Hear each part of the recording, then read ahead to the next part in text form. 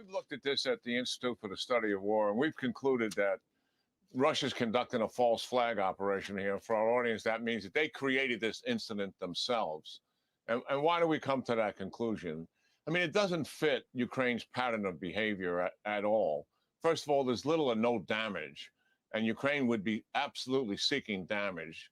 Number two, I mean, hitting the top of the Senate dome appears to be well framed for filming, which it clearly was, as opposed to destruction. And thirdly, the Russians came out very quickly with this is an attack and an assassination attempt by the Ukrainians on Vladimir Putin. When it's well known, Senator Cotton is absolutely right that Putin doesn't sleep in the Kremlin. He works in the Kremlin unless there's some kind of crisis going on, and he's going to stay overnight. And that was clearly not taking place here. So what's really happening here? What is the motivation of Russia to do that? Well, we don't know for sure, but we can speculate that it likely has to do with 9 May that's coming up, which is their celebration of their victory over Germany and the Nazis in World War II. Huge amount of casualties there, 22 to 25 million, depending on who's reporting it. But there's staggering casualties in Ukraine. And the people are becoming more and more aware of the toll that this is taking on the young people in Russia. And that's the reality of it. And this is a way to distract the people, the domestic audience, from that focus. And then to come out the next day and blame the United States as well, that fits into the narrative right from the very beginning. And also the narrative that Putin has been carrying on for years, Sandra, that it's the United States and the West who are encroaching on Russia, not the opposite. And this is why I'm going to war in Ukraine, because there's Nazi genocide taking place there, supported by the United States and the West. This is, I think, what is really happening here. Welcome to another episode of Nick and CJ Fridays. I'm one of your hosts. I'm CJ. What's up, Nick? Hey, what's poppin', my friends, my family? It's great to be here. Nick and CJ Friday, the elusive Nick and CJ Friday. But we try to do this when there's always a lot of cover. And I am extremely glad you started with that clip as well. I have a segment saved. I actually want to show you a clip. Like that's Fox News as well, and that's great they show that one, because the liberal media has been pushing a ton of corporate propaganda and conspiracy theories regarding the drone attack that Russia suffered as well. So it's funny, the establishment that smears anyone who questions government narratives as conspiracy theorists. Have you guys heard the narrative that's been coming from the mainstream press regarding this terrorist attack on the Kremlin?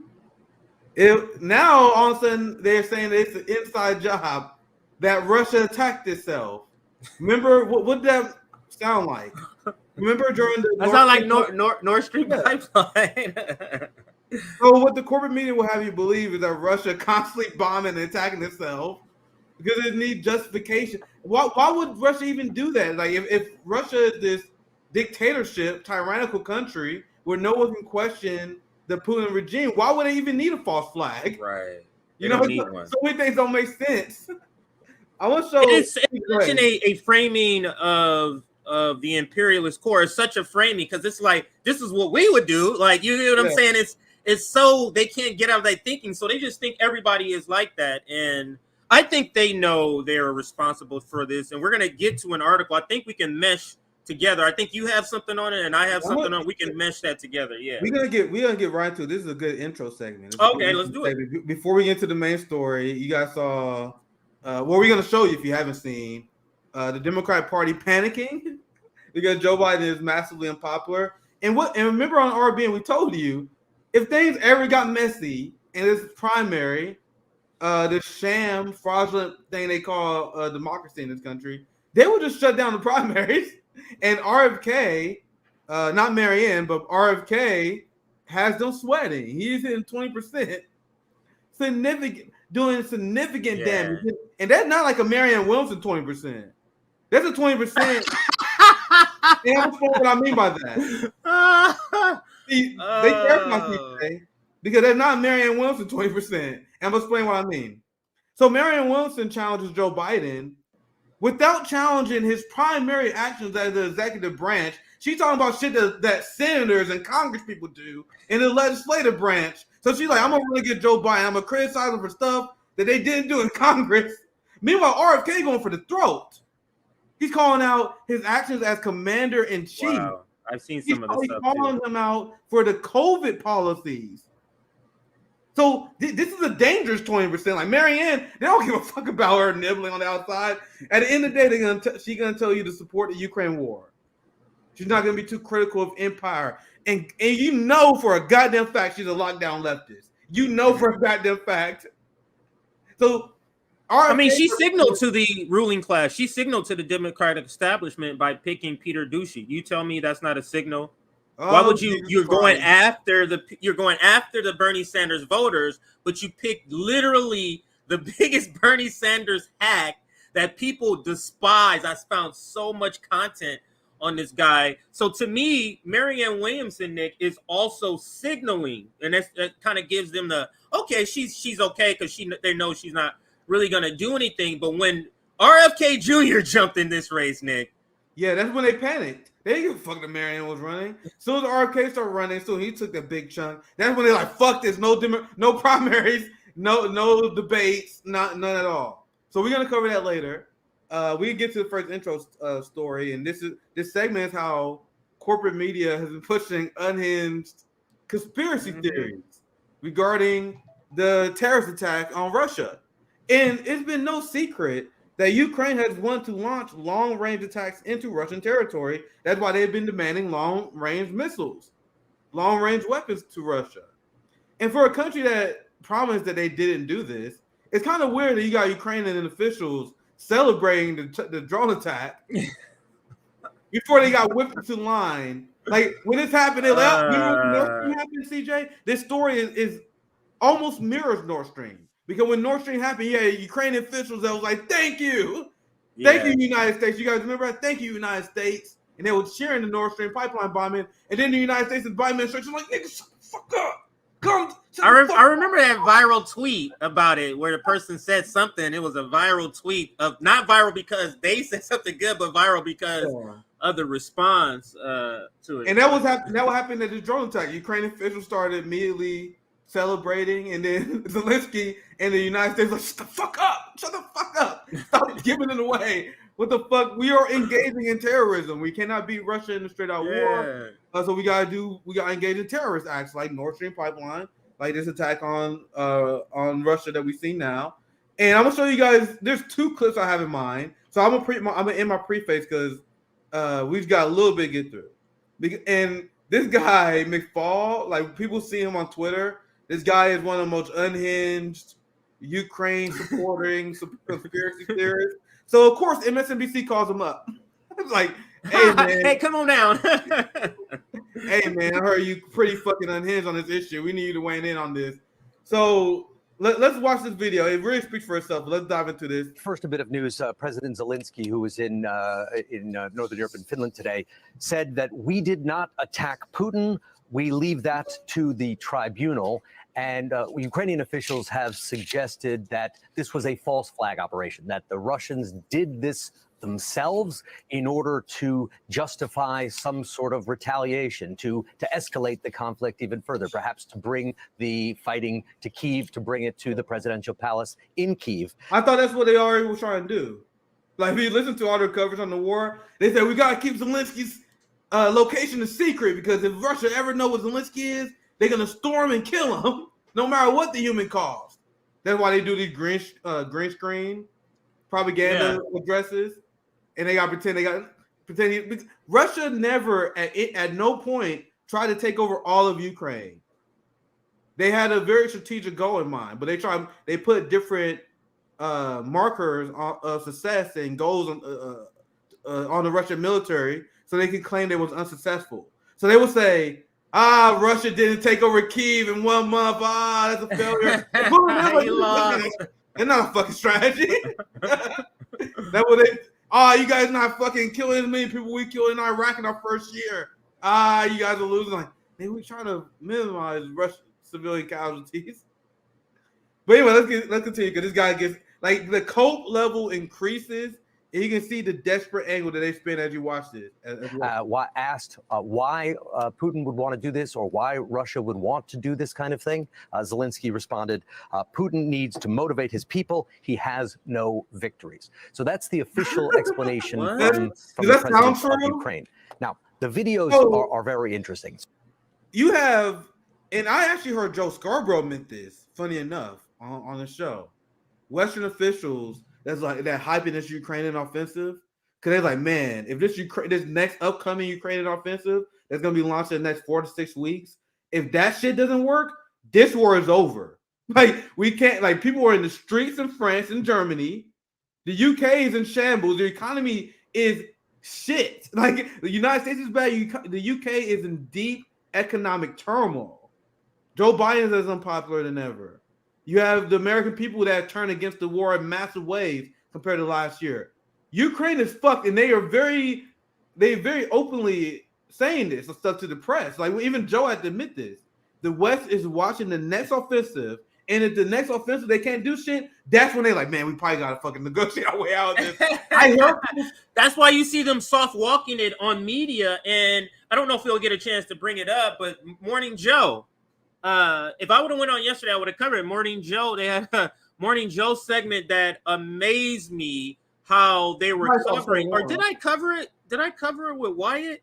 But it amazed me how they were. No, I did cover it with Wyatt. I'm sorry, I did cover it with Wyatt on Wednesday. They amazed me how they were trying to now act like, oh, we are choosing to pivot to China. So if this whole peace thing in Ukraine is going to work out, of course China's going to have to be involved. Like they're not the ones leading it. They're trying to make it seem like now they're trying to get in front of the narrative, like we're the ones leading it, even though Russia's doing the work, sort of like the Nazis.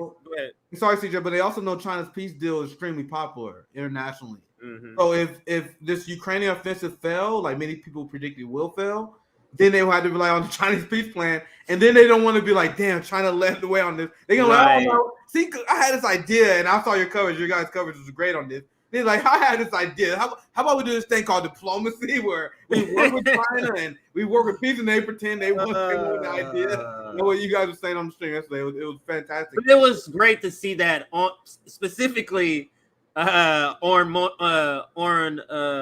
Joe, and shout out to Wyatt. We're gonna be doing a new show, Nick, on Wednesdays. He and I will be doing a show Wednesdays with Wyatt. Yeah, so he was like, hey, he hit me up. He was like, hey man, I'll be down to do this regularly. I was like, for real? Oh, that's fire. Yeah. Wyatt is an independent citizen journalist that cover international affairs, but his takes on everything is fire. Like he has he specialized in Latin American politics, and obviously he's been following with Ukraine, and he's been on the ground in Ukraine. But you ask him about any goddamn issue, this boy's on point. So I'm actually very excited about that. I'm very excited. Yeah, that's gonna be nice. The name of the podcast, Wednesday, The End of Empire. The End of Empire, because that was on his profile. So that's a good little segment to shout that out. But let's get back to it. Yeah. So go ahead. Wyatt Wednesdays, and then Nick at night. Wednesdays gonna be. That's gonna be nice. Day, so you always have different guests. What I like about your show, you have like a regular staple sort of people that's always on there, but then again, you always surprise people with somebody different. I always try to bring people that slept on, like these people that people I feel that should have way more followers. People I feel smarter than me. Like when you guys hear Andrew, like I think that motherfucker like 100%. Yeah, no, I love Andrew. 100% the show somewhere. Anyway, let's continue this segment. Yes, sir. The reason I stopped it because that's the lie they always tell. They said Russian got no wins. Like just straight up lies. Like in the example I give you guys illustrate that. If Russia had no wins, why are you guys telling the Ukrainians that this next offensive is so important? Like if you guys don't win this next offensive, we're fucked. And also, if Russia is so weak, and if Russia can't beat Ukraine, why do you guys spend NATO? Why is this freak out? Why did Japan guys spend the million? Why is there this big freak out over going to war with Russia and Russia taking over the world if they're not strong enough to beat the Ukrainian army? Their narratives do not match up if you actually have critical thinking skills and you see what the hell they were saying. But see, John, this is a litmus test, Nick, or this is a way for people to determine if the U.S. government is telling them the truth. Right here, because this is provable something tangibly you can prove, maybe not physically in real life, but tangibly you can go look and see for your own eyes outside of any sort of U.S. corporate-owned media, and you'll see the story that every other country is telling about this war. You'll see how it's different. And you match that up with what the United States government and their lackeys, state media, is telling us. They're complete opposite. And that's how you can say, okay, I know this is a lie. So then you can say everything else is a lie. For those that need help to get there, many of us have already been here. Go ahead. I'm gonna let Beatrice play. I actually had 2 clips, but depending on time, I may say the other one for tomorrow. We see. So particularly this video you're looking at right now that claims to show the actual impact strike when this. Look at the language they're using. It claims to show. I'm looking at this shit. It looked clear to me. What the fuck is happening here? And there's another segment I didn't get a chance to do because I wasn't feeling well last 2 days. But there's a segment before this where Morning Joe. I wish I could play in chronological order. This is the point where they had to admit what was going on. When this story first broke, Morning Joe and their crew did a whole thing where they're like, "There's no evidence that there's this terrorist attack. This is textbook Russian playbook where they just make shit up." Then the video came out. I remember. I wish I had it in order, but they were denying the evidence of this. Then the video came out, and now they're like, the alleged video where you appear to see the false flag. like I wish you guys could see the timeline of more. This is the point where they actually acknowledge the reality. So they're like, man, I'm not Joe Scarborough. Like, man, I'm not gonna spin this shit. We need to bring a professional on. Wow, if Joe Scarborough is like, no, I can't do this one. Joe's like, man, I'm on top of my game, man. I'm leading the DNC propagandists. I am the motherfucking man, but I don't got this one. And sometimes you gotta be humble. You gotta be humble enough to call in help. He called in a good propagandist knows when he can't do the job, though, like by himself. A good propagandist, he'd be like, okay, no. A good propagandist has no ego. He's like, man, if I can't spin this shit, we'll break it on the wrong. All right, let me continue. We have 2, but depending on time, I may say the other part for. And I have a couple things too to insert here. For this so both these clips are good. Both these clips are good. I wouldn't leave with this one, but the other one, hopefully we've had time to cover. Let's play a little bit more. Small drone, a hobbyist style drone, is coming close to the dome in the Kremlin, and then, according to a statement from the Kremlin, was blown up by electronic defenses, not causing any significant damage. Clearly not hurting or killing Putin, because Putin was not even in Moscow at the time, according also to the Kremlin. Now, you asked about the videos, and most videos, when they come out online, and our social media verification team here in London has been pouring through all these videos for the last several hours. Generally, what happens is there is a video that comes out, and then they spread quickly across the internet as people share it, repost it, and they go nuclear, or they go viral. And that is often when videos are doctored or changed in some way. What happened in this case is there was this first video at 2:37. I'm gonna let it play some more because I think their cope speaks for itself. But this is after Morning Joe got caught like just lying about this shit. So they're like, what happened? See, what happened was, it wasn't lying that the Russians they weaponized the internet. You never know, doctors. This is when this guy get into real like white chessboard level conspiracy theory. You gotta remember Glenn Beck. Like, this is what this guy's about to do. He's about to put all the giant conspiracy theory together. Listen to this part. Moscow time. And it showed the aftermath of the attack. And I see you've got a graphic. So this first video came out, and it showed a little bit of smoke. It was apparently taken from a building called the Embankment House, which is not very far from the Kremlin. And then things went quiet. A 12-hour gap elapsed when there were no videos. This initial video did not get a lot of traction. And then right around 3 o'clock, several videos started emerging, showing the alleged aftermath and also showing the impact at the time. And as these new videos came out in an apparent coordinated way, that is when the statements came out from the Kremlin saying that Kyiv was responsible, that this was an attempted assassination of Vladimir Putin. So, sir, are you implying that Russia and Putin have some godlike control over the internet? If you guys listen, that's what he's implying. Weather and internet. He's a weather sorcerer and an internet sorcerer. This man's the winter, Sub-Zero, weather god. He also the god of the internet and can dictate what video trends. He's like, man, isn't it weird that there was this one video that didn't get traction? Then it went dark, and then all of a sudden, this is chalkboard level conspiracy theory shit right here. Let's continue. Putin. So it was not an organic spread across the internet. And instead, we saw it wasn't organic. I should let it play to that part. But this is the part where we say it wasn't an organic spread on the internet. This is Putin weaponizing the internet because there's a terrorist attack. You would think people want to report on that, right? Of course, people spread that shit around. It was like, yo, remember when Morning Joe and a lot of liberals said this terrorist attack, Russia was lying about it? Here's the video. And then Morning Joe coping with the fact that they got caught lying. They're like, man, there's this fucking why do people care so much? There's this fucking almost manufactured interest in this. Of course people will be interested in this. Are you serious? No, what he's describing, what he's doing is this is a propaganda tactic. Instead of using the word viral, which will take people's calmness down about this, he's describing viral. He's saying it's not organic because viral means it spreads like wildfire, right? It's not like just normally gain on. It's something that ignites.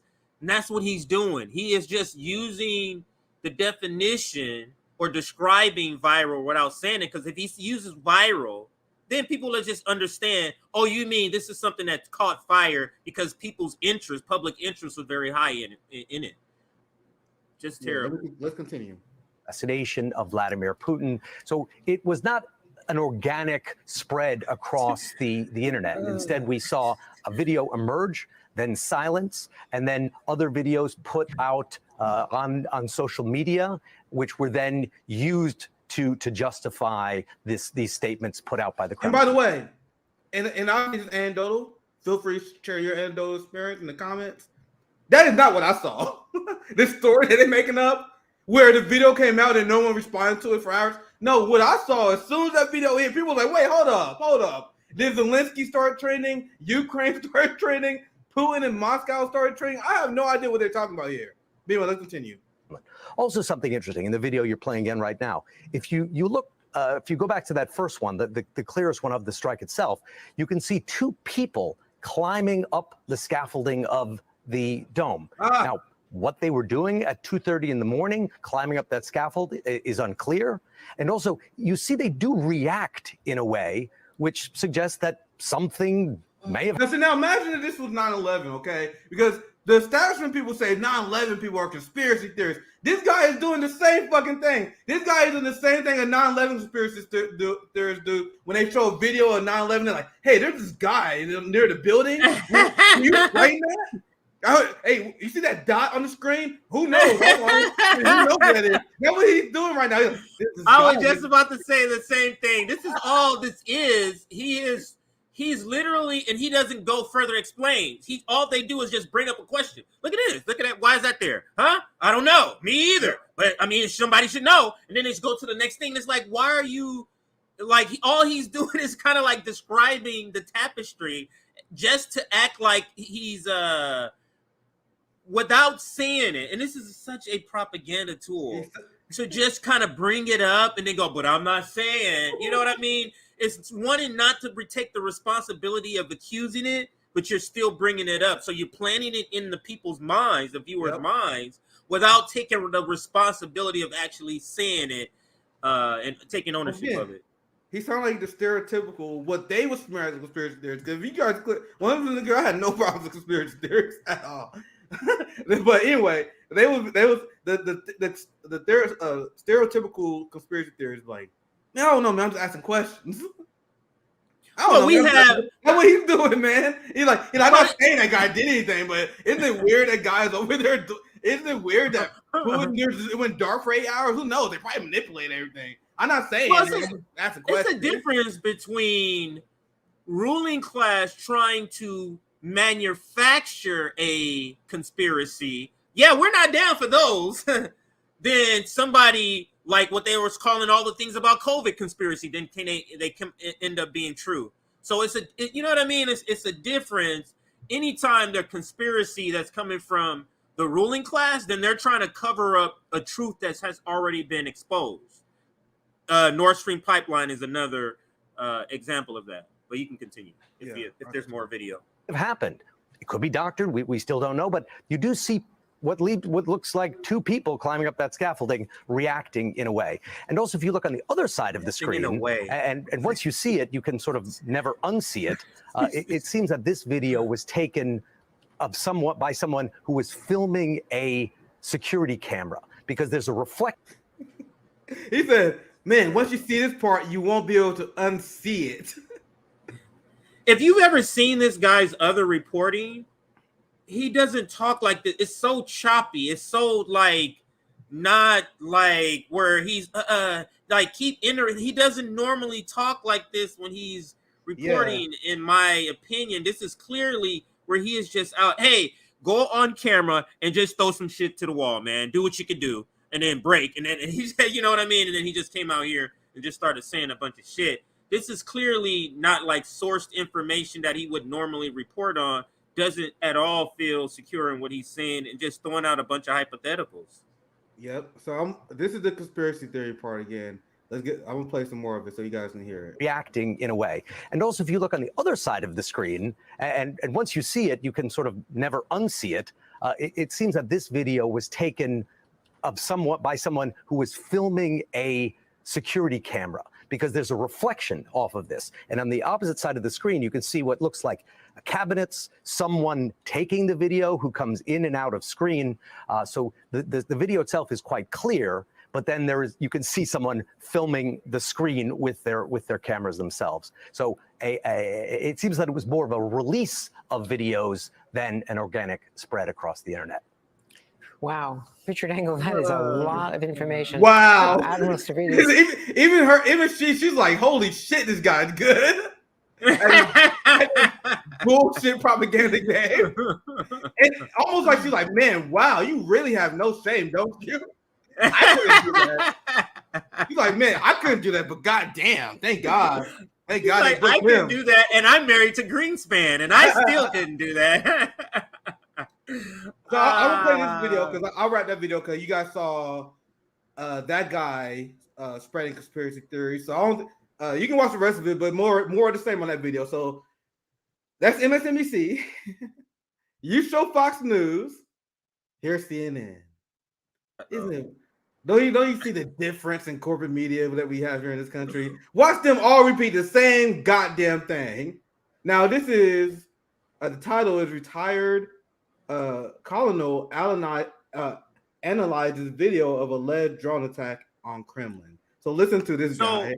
But before you get started, yeah, this is a propaganda tactic where they literally have no answers. So they go, bring on somebody with a lot of names attached to them. They got a lot of shit on them. You know what I mean? Where people will go, wow, he must be smarter than me. I don't have a bunch of shit on my jacket. You know what I mean? I don't have a bunch of phallic symbols on the side of my arm. So, wow, this is what he thinks. That this whole sort of trying to pretend we have some sort of meritocracy where people are earned and he must be smarter. That is not at all. These are propagandists, and they're in these positions because they are playing a propaganda role, and they play it well, and they're willing to, and they're willing to play it. So just to insert that. Go ahead, Nick.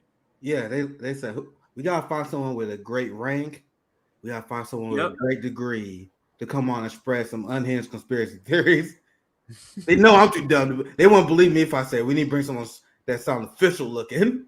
Right? Yeah, you couldn't bring on no senator or nothing like that. You gotta bring on a general, a colonel, an admiral, like a name like that, and they'll trust it. To fly all the way across the country and hit the Kremlin. And the border is some 300 miles away. So you have to imagine, could they have seen it on radar? Let's get answers to that and much more with CNN military analyst Colonel Cedric Leighton.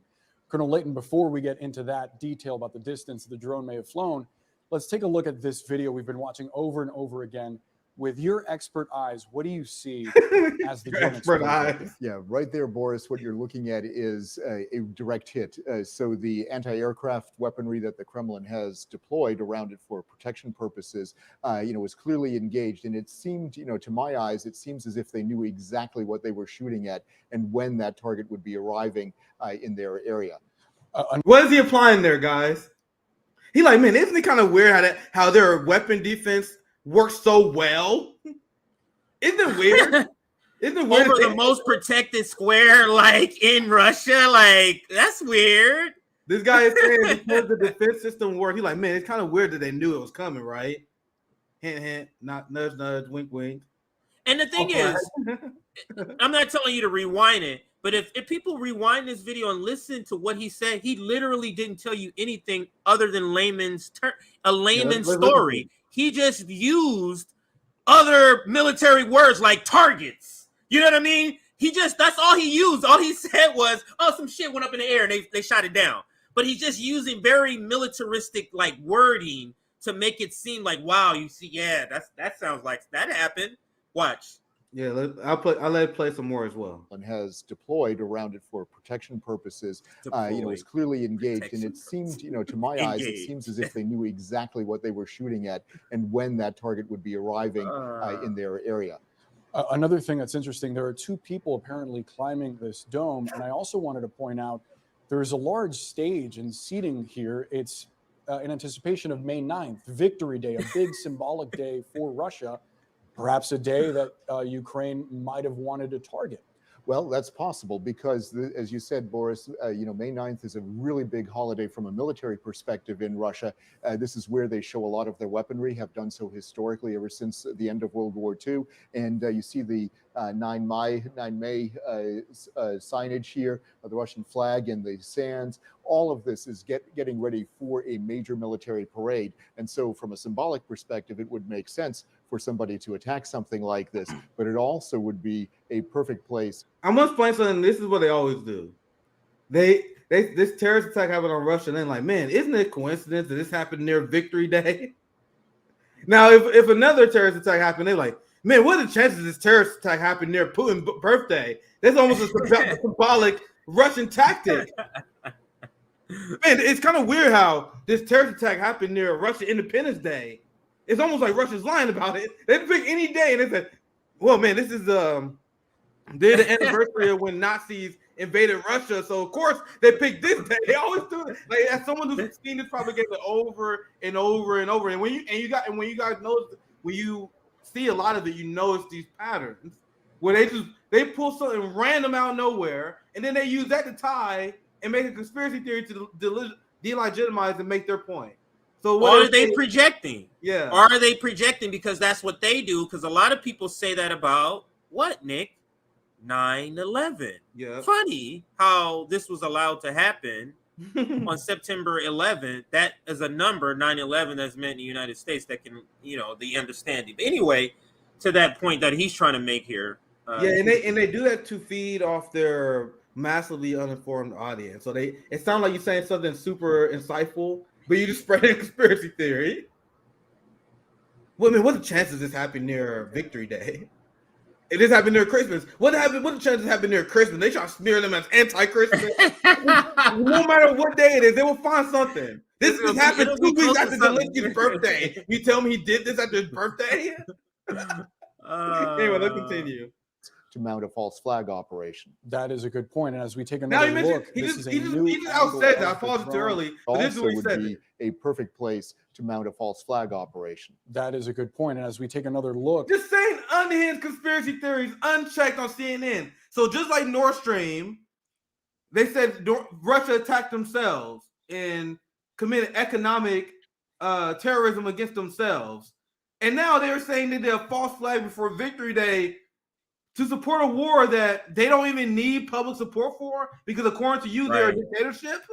Like it doesn't make any sense, but it doesn't when you're in a conspiracy cult, you can say whatever you want and it sounds weird to everyone else, but within that cult, it sounds reasonable. But this has to sound insane to you, right? Why even have this? Like, think about it, Nick. Why wouldn't they do what they do with any other thing Russia says? Oh, Russia said that. Oh, they're lying. Whatever. Yeah. Why are they taking the time to come on a segment like this? Why is CNN Oh, doing that's a good this? question. Why are they trying to convince their audience? Why can't They this know. drone attack, just like with Nord Stream pipeline, there's no concern to figure it out. It's like, why can't the truth about Nord Stream pipeline and this come out that the U.S. is behind it? Because then what happens to the Ukraine war support that they can't have go away right now? And despite the narrative that we are bombarded with, they are losing the propaganda war. Russia engaged in the propaganda, China engaged in propaganda, everyone engaged in propaganda. The West is losing I showed you guys a study where Africans, South American, all these people was surveyed, and they're like, yeah, we after watching Russia, Chinese, U.S., and then neutral propaganda, they was like, yeah, the fucking Chinese and Russian propaganda way more persuasive. So the reason I say this is this video released and went viral globally. So Africa saw this shit. Africa saw the Nord Stream pipeline bombing. So like, man, this one side committing a lot of terrorism. So CNN has to go out here on front like, hey guys, look, this is the reason why the West isn't doing it. You see how they have to get in front on this. This is not a story you can cover up. You know what I mean? It's not a story you can just shut. Oh man, well, let's just do a blackout and shit. Nah, nigga, everyone in the world is talking about this. Russia is talking about this. Is serious shit that we're talking about. This is serious escalation. Let's continue. We still. I want to make sure I have time for you. You can cover your stuff. So let's continue the video. This is a new angle of the drone exploding. You see it here in the upper left, and this view is important because of the context, because of what you see. This is very close to Red Square. Yes. St. Basil's Cathedral is just off to the right there, not far from Annunciation Cathedral as well. You imagine that this area must be very well protected. Absolutely. And, if we look at the map right here, Red Square is right here. This is where the parade would be taking place. Right. Annunciation Cathedral, that's where the Tsars received confession, where there was their personal chapel during the time of the Tsars. So that's a huge symbolic place as far as Russia is concerned. And they would obviously want to protect it. And St. Basil's, of course, is very famous as part of the Kremlin structure itself. So to the point that Jim made about the credulity of the Russian claim that this was Ukraine, let's pull up the map. This is some 300 miles away from the Ukrainian border. You imagine that this drone didn't even take off from here.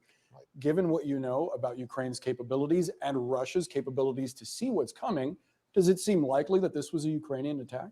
Unlikely for that very reason, because the Russians have radar installations all along this area right here. And the place where they would most likely be launching something like this from would be about here. And given that fact, that's a little bit longer than 300 miles. It would take a lot of fuel. It would take loitering time that some of these drones have. Now, it is possible that Ukraine could have mounted this operation from inside Russia using special operations forces. That is not beyond the realm of possibility, but it is unlikely, even though they have mounted attacks allegedly against the areas in the south, against air bases, things like that. So these are areas that can be targeted, but it's very difficult to do that. And as President Zelensky said, they don't target the leadership. Russia does. Russia will use this as an excuse to probably do something like that, but it is highly unlikely that it came from Ukraine. And as far as so, I'm gonna tell you guys what's least likely.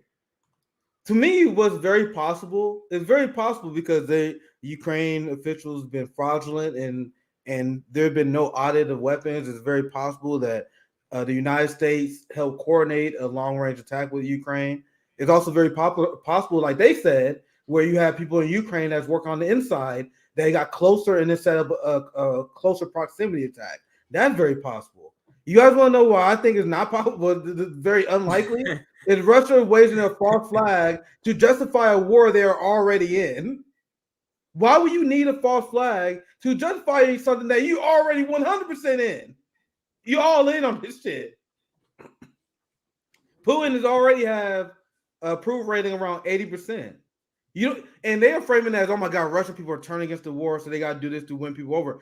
Most Russians are already for this shit. That's why they support Putin. And they're winning, and the ruble's improving, and they're working out deals across. Why? Like, this is such a cope. This is such a cope from the United States point of view, and this is them really, really trying to get ahead of this story because, to your point, Nick, and I'll bring up my couple of receipts here.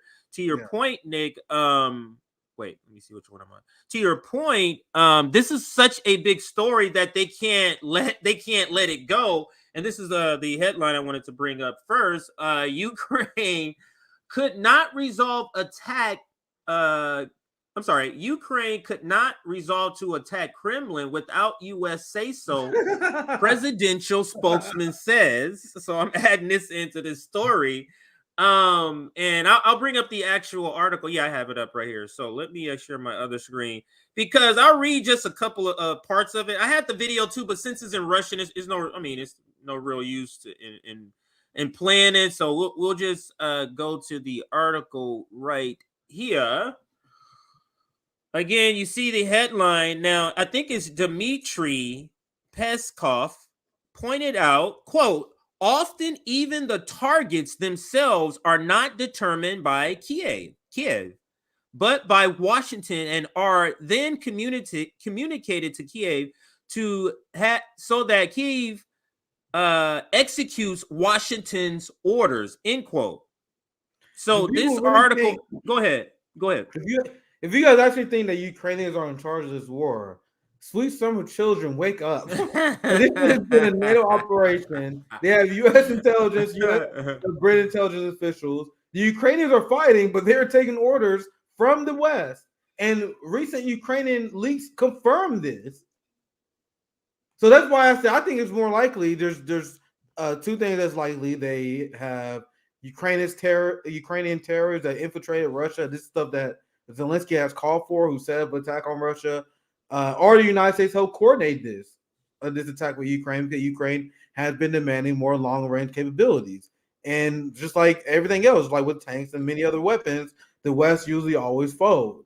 And as I was explained before, this upcoming phase of the war is extremely important, and this is the part that Ukraine and the West has to be successful on, or they're going to continue to lose support throughout Europe, throughout the rest of their NATO allies for this war. So I'll pass it back to you, CJ. Yeah, I'm just going to read the first 3 paragraphs here and we can close out this segment. Then I have the Kirby video, then we can close out the segment. Yeah. Moscow is well aware of Kiev, selects both the means and targets of attacks only at the direct order of Washington. Kremlin spokesman Dmitry Peskov told reporters on Thursday, commenting on the Ukrainian drone attacks on the Kremlin in the early morning hours on Wednesday, the presidential spokesman said, quote, we know very well that the decisions to carry out such actions, such terrorist attacks, are made not in Kiev. Rather, it is precisely in Washington where the decision-making is done, and Kiev is already left to do what it is told to do. That is crazy. And maybe, end quote, and maybe Marianne Williamson should watch this segment because she apparently thinks that Ukraine is making their own choices. Because anytime we say the United States needs to go in there and make sure they negotiate peace now, she wants to say, well, we can't do it over the heads of the Ukraine. Yeah. What do you mean? We're telling them we're the ones that got them to lose. What is it? RFK said like something like 300,000 Ukrainians have died in this war. It's crazy. Just crazy. So let me continue with the next couple of paragraphs. The Kremlin spokesman pointed out that, quote, often even the targets themselves are not determined by Kiev, but by Washington and are then communicated to Kiev so that Kiev executes Washington's orders. Another quote here. And not on every occasion is Kiev even given the right to select the means. This, too, is often dictated from across the ocean. We are all aware of this, end quote, the spokesman said. And then just to clarify, I'll read this because they did clarify here. In response to a request for clarification, confirmed that Moscow contends that Washington was involved in the incident. They didn't back down. Can you clarify, please? I was like, okay. Yeah, it was Washington. Quote, go ahead if you wanted to chime in. Go ahead. Oh, go ahead. You go ahead. Yeah. Quote, absolutely, Peskov said, quote, such decisions to determining targets, determining means, and so on, this is all dictated to Kyiv by Washington he reiterated, which is just remarkable here. I guess I can end with this part. Commenting on U.S. Secretary of State Anthony Blinken's remark that the Kremlin's information should have been divided into two. Peskov noted, quote, to divide it all by two or not to divide it up to you, but in Washington, they should clearly understand that we are aware of that, end quote. And this article is in the description box if you want to go read it for yourself, because there's a lot more to that article. And then we'll end. My last receipt is this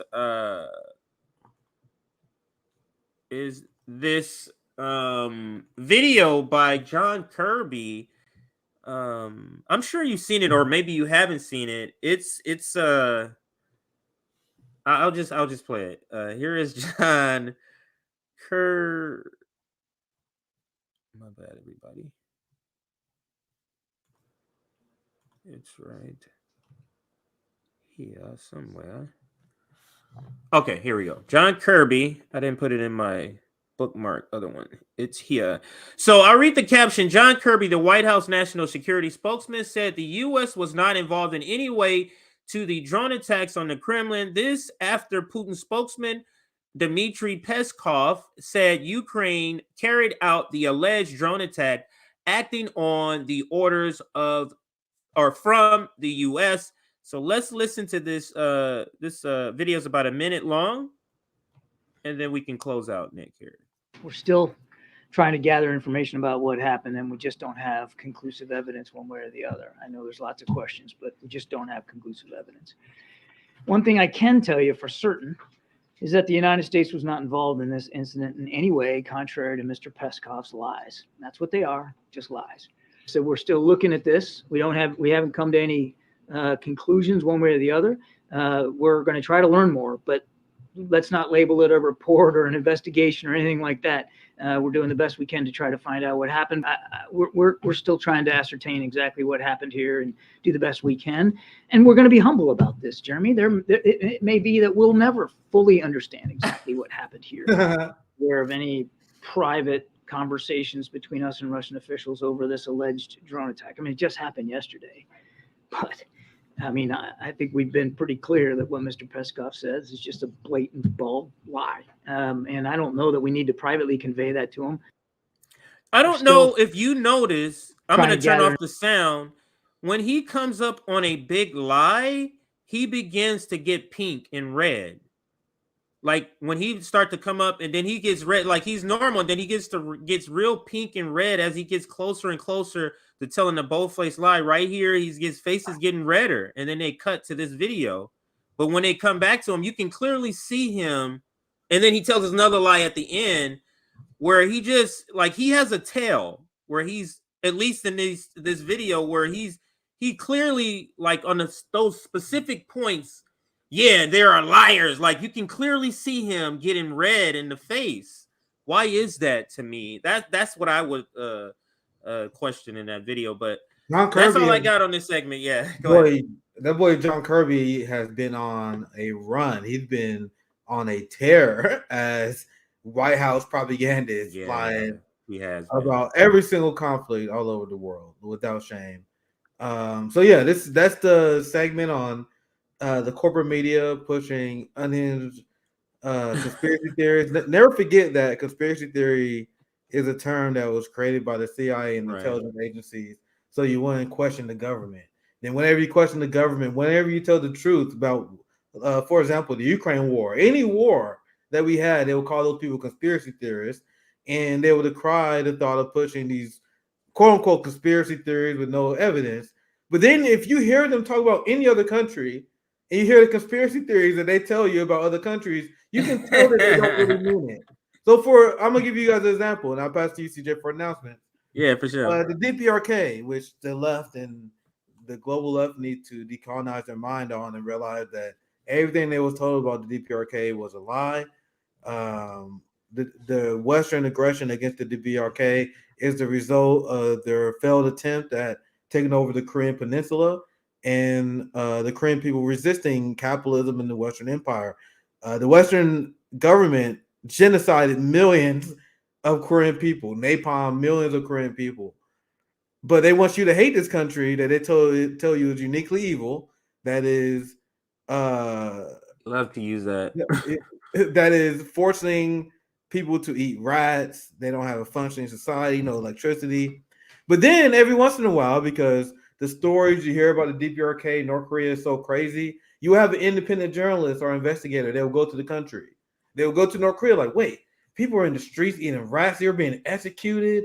There's no food nowhere. So they'll go to North Korea like, what? This crazy tyrannical government in the West telling them, we got to see what's going on. So then they get there and they're like, wait, this shit's kind of normal. What the fuck is to?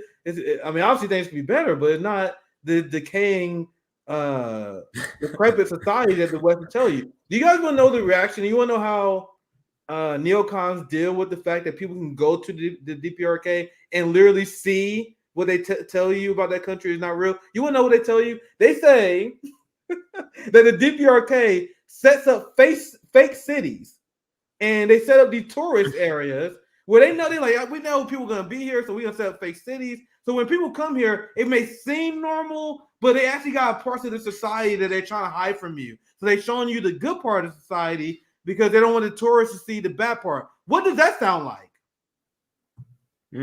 That's the United States. Like here. I was just about to say that sounds like here. That's North America. That's Central America. Essentially every country where you like when people go to Mexico, right? When people go to California, they go to tourist locations because they want to see the nice part of those society. You don't go to fucking Skid Row when you're on vacation in California. No. You're not going to the hood in Mexico.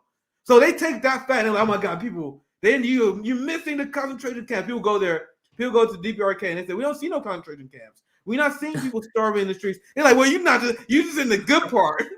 And people repeat that shit. That's a long-winded example of how they would just push conspiracy theories and no one will question it. No one will question it. Like there's still the unhinged conspiracy theory about the Uyghur genocide in China because some Uyghur population are discontent with the Chinese government. So since there's a minority group in China that is discontent with their government, that means there must be a genocide going on, CJ. That's the logical conclusion that you would jump to. It's not like there's any other minority population in any other country that have hangups over their government. I don't know. It's almost like there's no minority groups like the Palestinians, like African Americans in the United States. I know. I was going to say, wouldn't they describe us? But anyway, I think you guys get my point. That's my last little rant. CJ, I pass to you because decolonize your mind. Do not believe bullshit that the Western government say about their nemesis. And that's crucial. So CJ, I pass to you for we get to the main story. That's a good intro story. And then we'll get to the main story. Yeah. So all right. So let's check out a couple of things here. One, like I announced earlier, new show on mostly it will be on Wednesdays. I'll show you the graphic. It's already done. The End of Empire with Wyatt and CJ. So it'll be mostly on Wednesday, just really depending on his schedule. But he said he's pretty good on Wednesdays. So Wednesdays, 3 p.m. Eastern-ish, 4 p.m. Eastern-ish on Wednesdays. It'll be Wyatt and I think next week we may have Dan Cohen, who's also a reporter. He does a lot of good work in Haiti. And is working on a documentary in Haiti. I think he confirmed. I got to look at the message to make sure. It sounds like he's confirmed for that. So look for that. The other thing is, if you want to know when we go live, when we have clips that we drop, join our Substack. The way it works, you'll get an email notifications for a live like this live here, and then you'll get another one for the Sabby Show, which is later today at 6 p.m. Eastern. And then you'll get one email with all of our clips. So one email and you'll see all the clip links. So if it's 4 videos, if it's 5 clips, you'll see that all in that one email. The other thing, we are at 33,000. I know we cleared 800. So let me update this here. And welcome everybody brand new to the channel. For those that are new, we do have YouTube memberships, $3.99. The other thing, the library is coming along in Detroit, which should double as also like a RBN chapter for Detroit, sort of meeting location. You can check out some of the progress on the library on our website, revolutionaryblackoutnetwork.com. And if you're interested in being part of one of our chapters, the launching chapters, email us info@revblack.com, and in the subject line, put the name of the city you're in.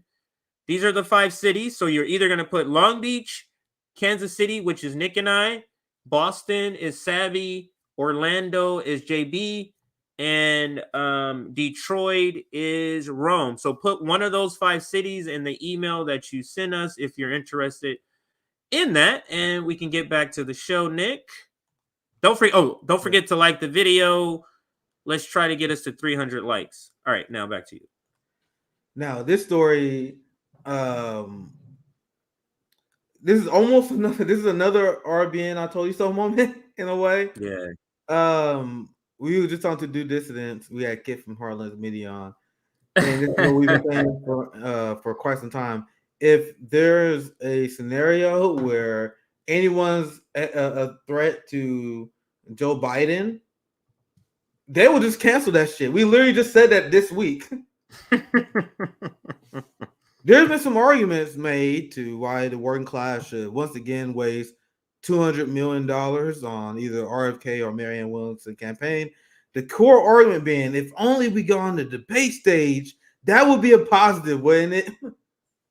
So RBN replied, "Sweet summer children, they're not going to on the debate stage."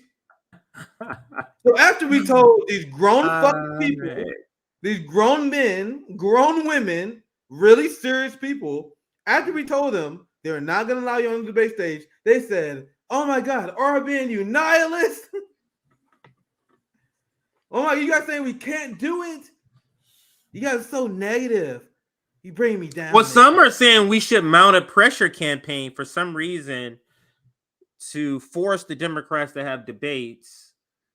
When we have candidates like Marianne Williamson, it seems very anticlimactic to do that for Marianne Williamson. To be honest with you, it does, because all she's gonna do is just sheep herd people right back to Joe Biden. So the misconception that people have is that Democratic voters, and Keaton actually did a great job explaining this in our last mega stream, that these Democratic voters are actually principled. No. Remember, guys, Democratic voters saw Joe Biden on the ballot, and they saw Bernie Sanders on the ballot, and millions of them were like, going with Jim Crow Joe. People got way too much expectations of this 25, no, really like 15% of the population. Because remember, only 25% of the population vote Democrat. Then amongst that amount, 15% of them chose Biden over Bernie Sanders. So people underestimate how far gone a lot of these liberals are. So the reason I say that is the second that Biden had the primary challenger, you had MSNBC, CNN, Washington Post, New York Times. They immediately came on like, "No, God, you can't challenge the president. That's ridiculous. You're gonna actually hurt the Democratic nominee, and we can't have a weekend nominee to run against Trump. We can't have any distractions from fighting against Trump. Democracy is under threat." So we must kill any semblance of a democracy. That's what they're saying. Now, we can't do this. So you want to know what their followers are saying? Their followers are already saying that. No, of course we can't have debates. Marianne Williamson, the crazy crystal lady, RFK, that anti-vax crank, Jim Crow Joe doesn't have to debate them. They're already saying it. They're already repeating the talking points that have been coming from corporate media. Now we're going to get to the Morning Joe clip. This is the clip that's been spreading around. I don't know if you had the full segment, but I didn't see the full segment. I saw the clip, but the clip is glorious. Oh yeah. I'm pulling it up. Let me share. Yeah, I'll let you. But if you got the clip, if you got the clip, we can start with the clip if you want. Yeah, I have it here though. Yeah, no, let's start with the clip because the reason I wanted to start with the clip is so we can zero in on the thing that's kind of going viral, because the clip does talk about more things, and I kind of want to zero in on the viral part, and then get to the full segment if you don't mind. Yeah, that's fine. That's So fine because I have a few Yeah. things I want to share as well because this segment is glorious. So what I told you guys, I feel like people are picking it up because I'm starting to see more of these videos everywhere now. I told you guys, if you don't watch any corporate news channel, like in terms of what's actually good for you to watch, I think Morning Joe is useful to watch. Now, don't hang me yet. Now, the reason I say that is because if you watch Morning Joe, you know exactly what the messaging of the empire is. You know exactly the messaging of the Democratic Party. Like, and this I know is ever since I've been spying these people, right? Like, whatever comes from Morning Joe, the Democratic Party will later follow it. Like, it's almost like they are giving a heads up on what the talking points is. Like whenever you see like a Ukraine psyop going on, you will hear it on Morning Joe first. Like, they are the channel and the face of the establishment. So you got to know what our enemies are saying. So I watch these motherfuckers like a hawk. Because what they're saying, I am assuming is the exact opposite. They are framing the arguments of the empire. And I found recently a lot of value in seeing whatever the fuck they say. And then I will see who is a sellout or empire propagandist, because they will say the same shit I see on Morning Joe. You will see Voss, you will see Jay Huger, Emma, and all these people. I will catch them in 3D saying the same fucking thing I saw on Morning Joe. And I'm like, okay, motherfucker, I know what side you are on. I'll see AOC saying the same thing she heard Mika Brzezinski said one time. I'm like, hold up, I heard that before. That January 6th quote from Morning Joe. Anyway, let's continue. Let's watch the video. This is Symone Sanders calling for the end of democracy. Bobby Kennedy Jr. doing well. He's at 19%.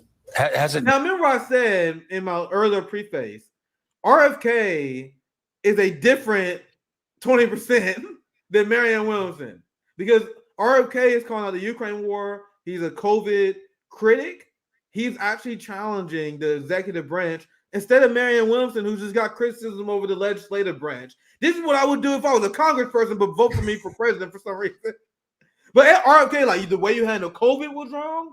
The way you're doing Ukraine is crazy. You're escalating with China, because that's what you're supposed to do when you're challenging the commander in chief. What Marianne Williamson is doing, like, yeah, I agree with the commander in chief shit. I just wish Congress was better. But anyway, so this is them acknowledging, and Morning Joe and Joe Scarborough at this point is like, holy shit. We did a few smear segments where we laughed this kook off. We were trying to manufacture the sense for Democrats not to like him. But honestly, and this is surprising to me, there are a lot, I think, and this is what I think is happening. Obviously, there are a lot of anti-establishment people propping this campaign up. Mm-hmm. I think there are a lot of, to be frank, and I'm guessing here, to be frank, to be honest, there are a lot of like older Democrats who see a Kennedy name. They may not like Biden. They see Kennedy, they're like, fuck it, I give him a chance.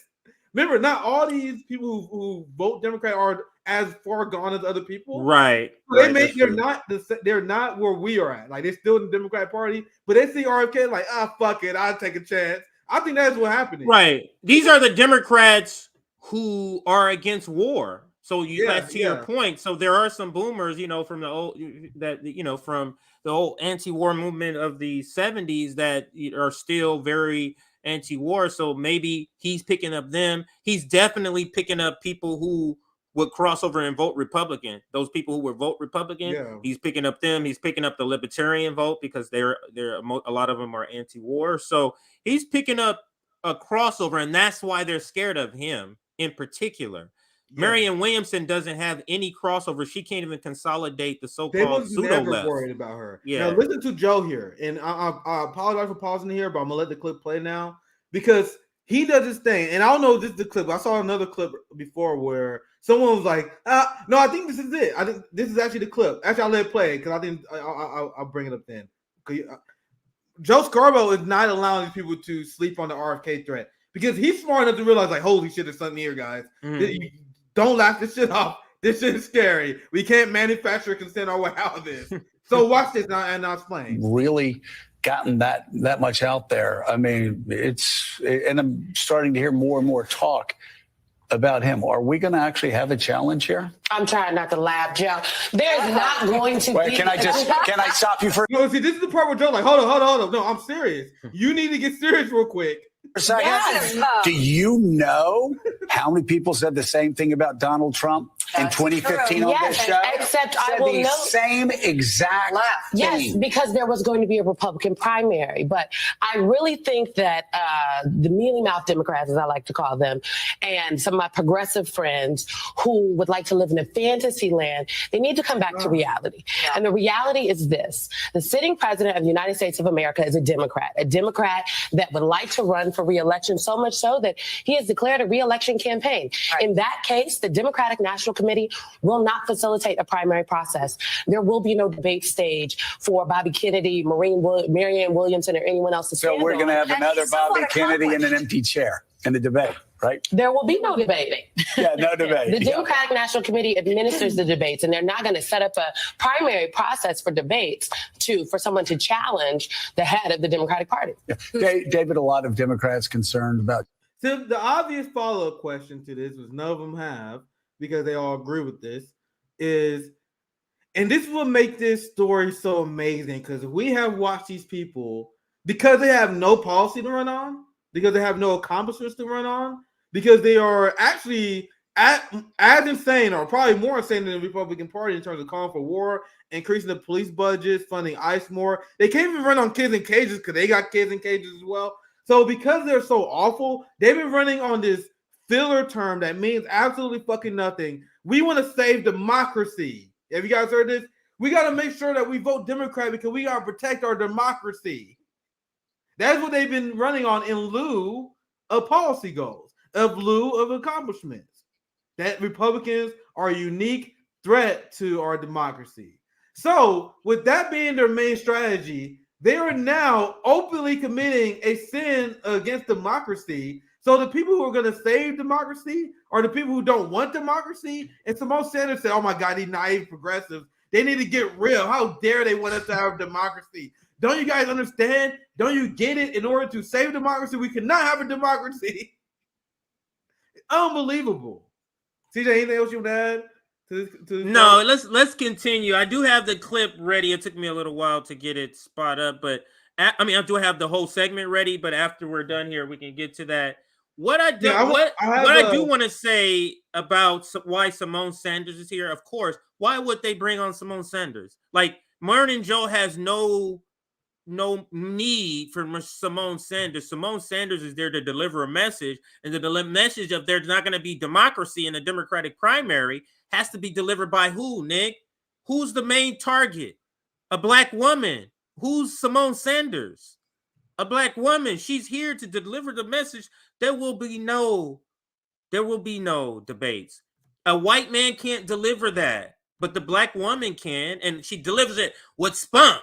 You know what I mean? She delivers it with spunk, just like they want a black woman, a black face there to do. Before we go to the full segment, I want to show you guys some things. This was just hilarious on this because this is Glenn's tweet on this. I saw that too. Yeah. The open explicit content. I love like Glenn, his vocabulary and way of saying things is so perfect. The open explicit content the Dem Party has for every voter who isn't blindly loyal to them is amazing to see. This content is most often directed at the party's disaffected progressive wing, which is what you heard from Symone Sanders, because they know, thanks to Bernie and AOC, they have them on total lockdown. Now, that's an important point because I told you guys, Bernie and AOC are not the best among us. They're not the best among Congress. They are here to play a very particular and specific role for the Democratic Party. That is to emasculate, embarrass, and deliver L's to the left as much as possible. That's their job. Their job is not to be the best. Oh, at least they're better than anyone. No, fuck you. That is not their job. Their job is they are there to lose. Pramila Jayapal, the head of Progressive Caucus, her job is to lose. You guys understand? And that's what Glenn is saying. And this is the funny point we were making earlier. I said, you just don't get it, Glenn. Now is not the time or place for democracy because our democracy is under attack. And Glenn responds because obviously he's a good Dem boy like I'm being here. This is the most important election of our lifetime. Democracy is at stake. We can't afford to allow debate. And obviously, we are parroting what liberals believe, but this is what they are openly saying. They are celebrating the collapse of our democracy as they are leading this campaign to save our democracy. So here, this is a few examples of the establishment essentially bragging that we live in a corporate capitalist dictatorship where they would choose our leaders and there's not shit you can do about it. The New York Times, they say if you're repulsed by Biden versus Trump, if you're repulsed by this rematch, tough.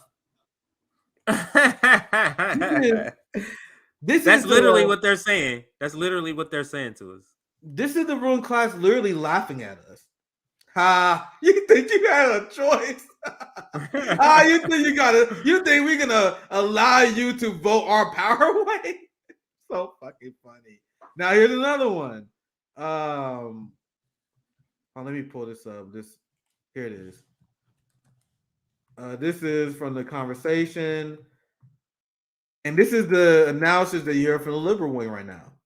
Biden's dragging poll numbers won't matter in 2024 if enough voters loathe his opponent even more.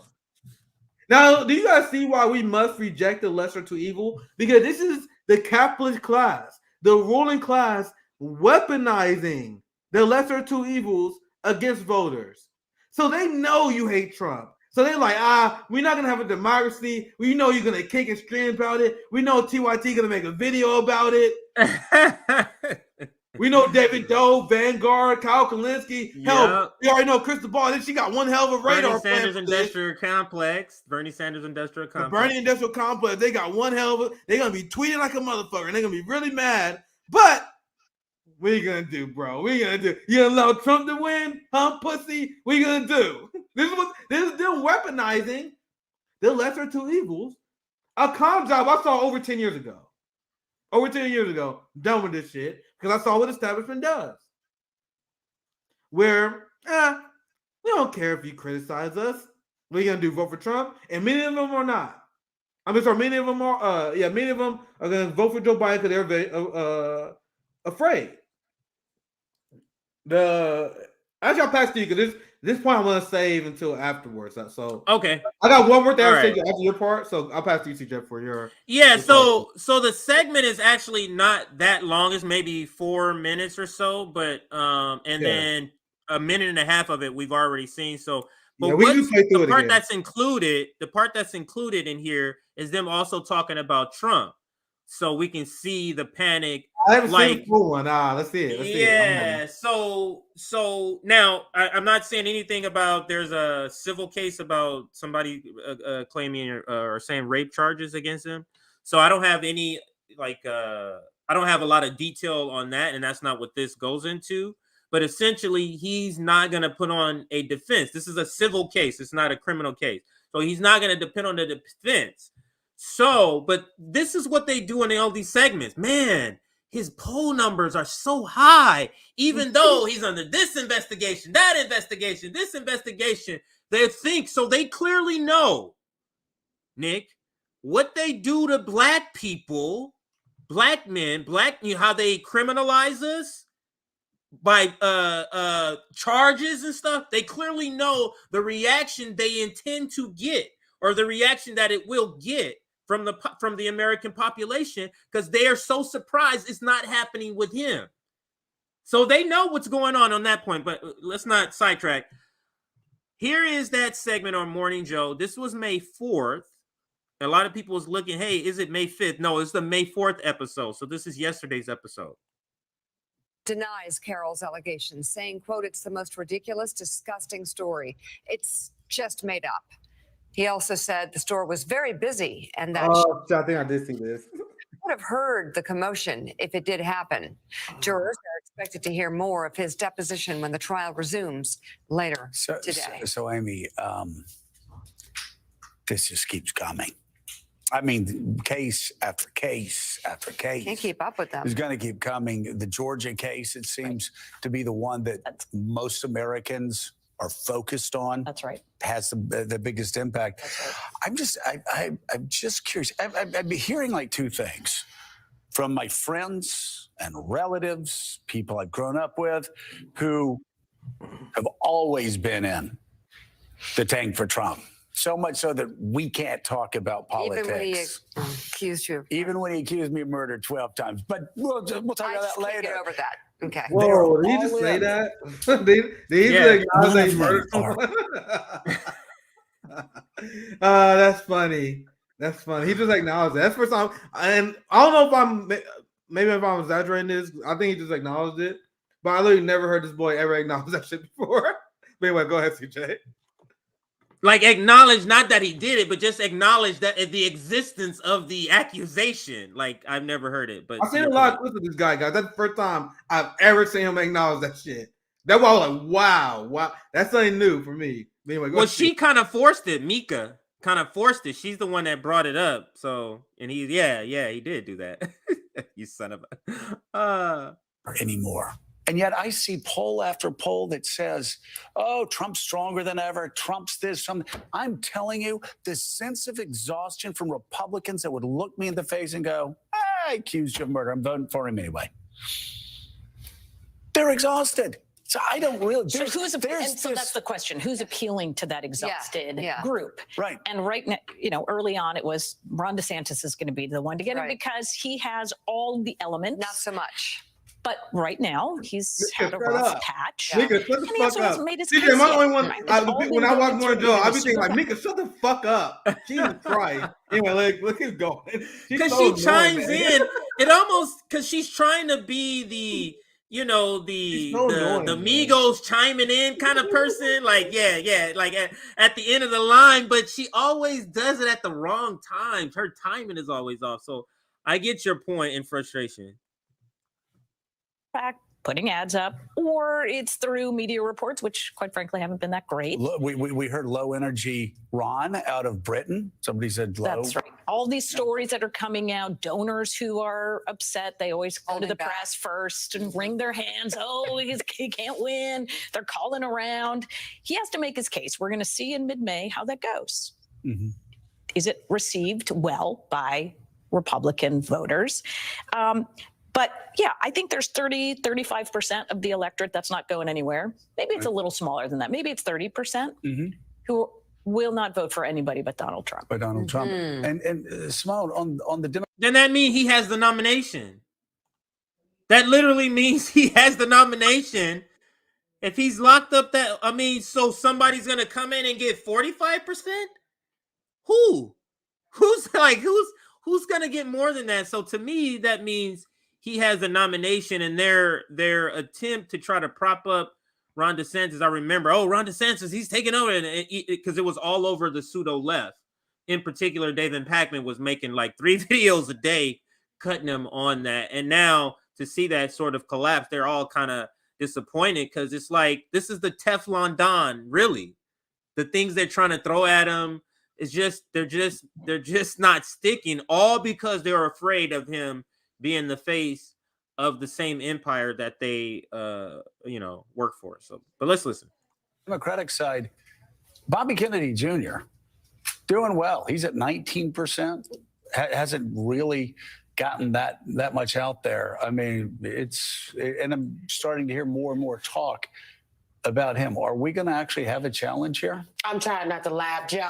There's not going to be. Can I stop you for a second? Yes. Do you know how many people said the same thing about Donald Trump in 2015 on this show? Except said I will the note, same exact yes, thing. because there was going to be a Republican primary. But I really think that the mealy mouth Democrats, as I like to call them, and some of my progressive friends who would like to live in a fantasy land, they need to. A fantasy land called Democracy Land. For you guys that want to live in a democracy land, like, come on, guys. Come on. That's essentially what she's saying, because democracy to her means we just bring in the same old decrepit person and run him back you guys again, that you didn't want him in the first place, and who told you he would just be a one-term president. None of that matters. We're just gonna go with him. I don't know what she means by mealy mouth Democrats. I'm not sure what she means. I know she means it as a slur. I'm just not. I just don't know what that term means. Yeah, I have no idea what the Same person is exact Yes, thing.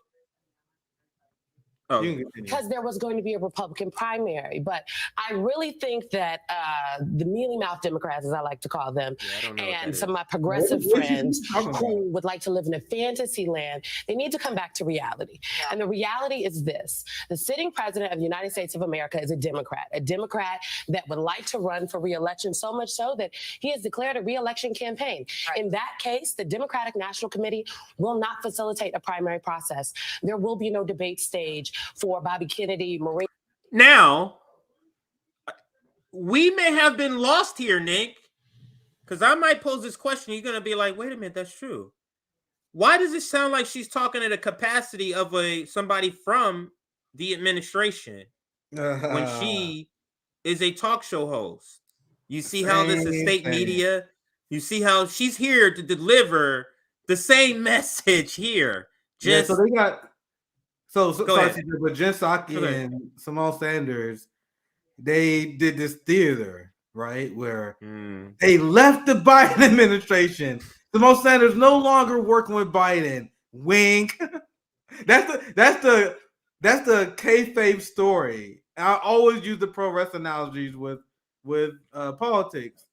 Like when pro wrestling tell you one thing but it's completely made up, they're like, this is the story we go with. No, they're just being shifted to the media, and I explained this before. Jen Psaki does the same exact job, but she got a pay raise. Like she was on that high, so don't get me wrong, high government six-figure job. But now they're like, we're gonna give you a pay raise. So we're gonna give you that Rachel Maddow shit. You'll be on MSNBC making $20,000 a day instead. $15,000 a day instead. That shit quickly gonna be more than her government position. That's the way they award her for her loyal service to the empire, right? But we can continue, CJ. Absolutely. Marianne Williamson or anyone else to So we're going to have another Bobby Kennedy in an empty chair in the debate, right? There will be no debate. Yeah, no debate. The Democratic National Committee administers Now, the to that debates, and they're not question- going to set up a primary process for debates to.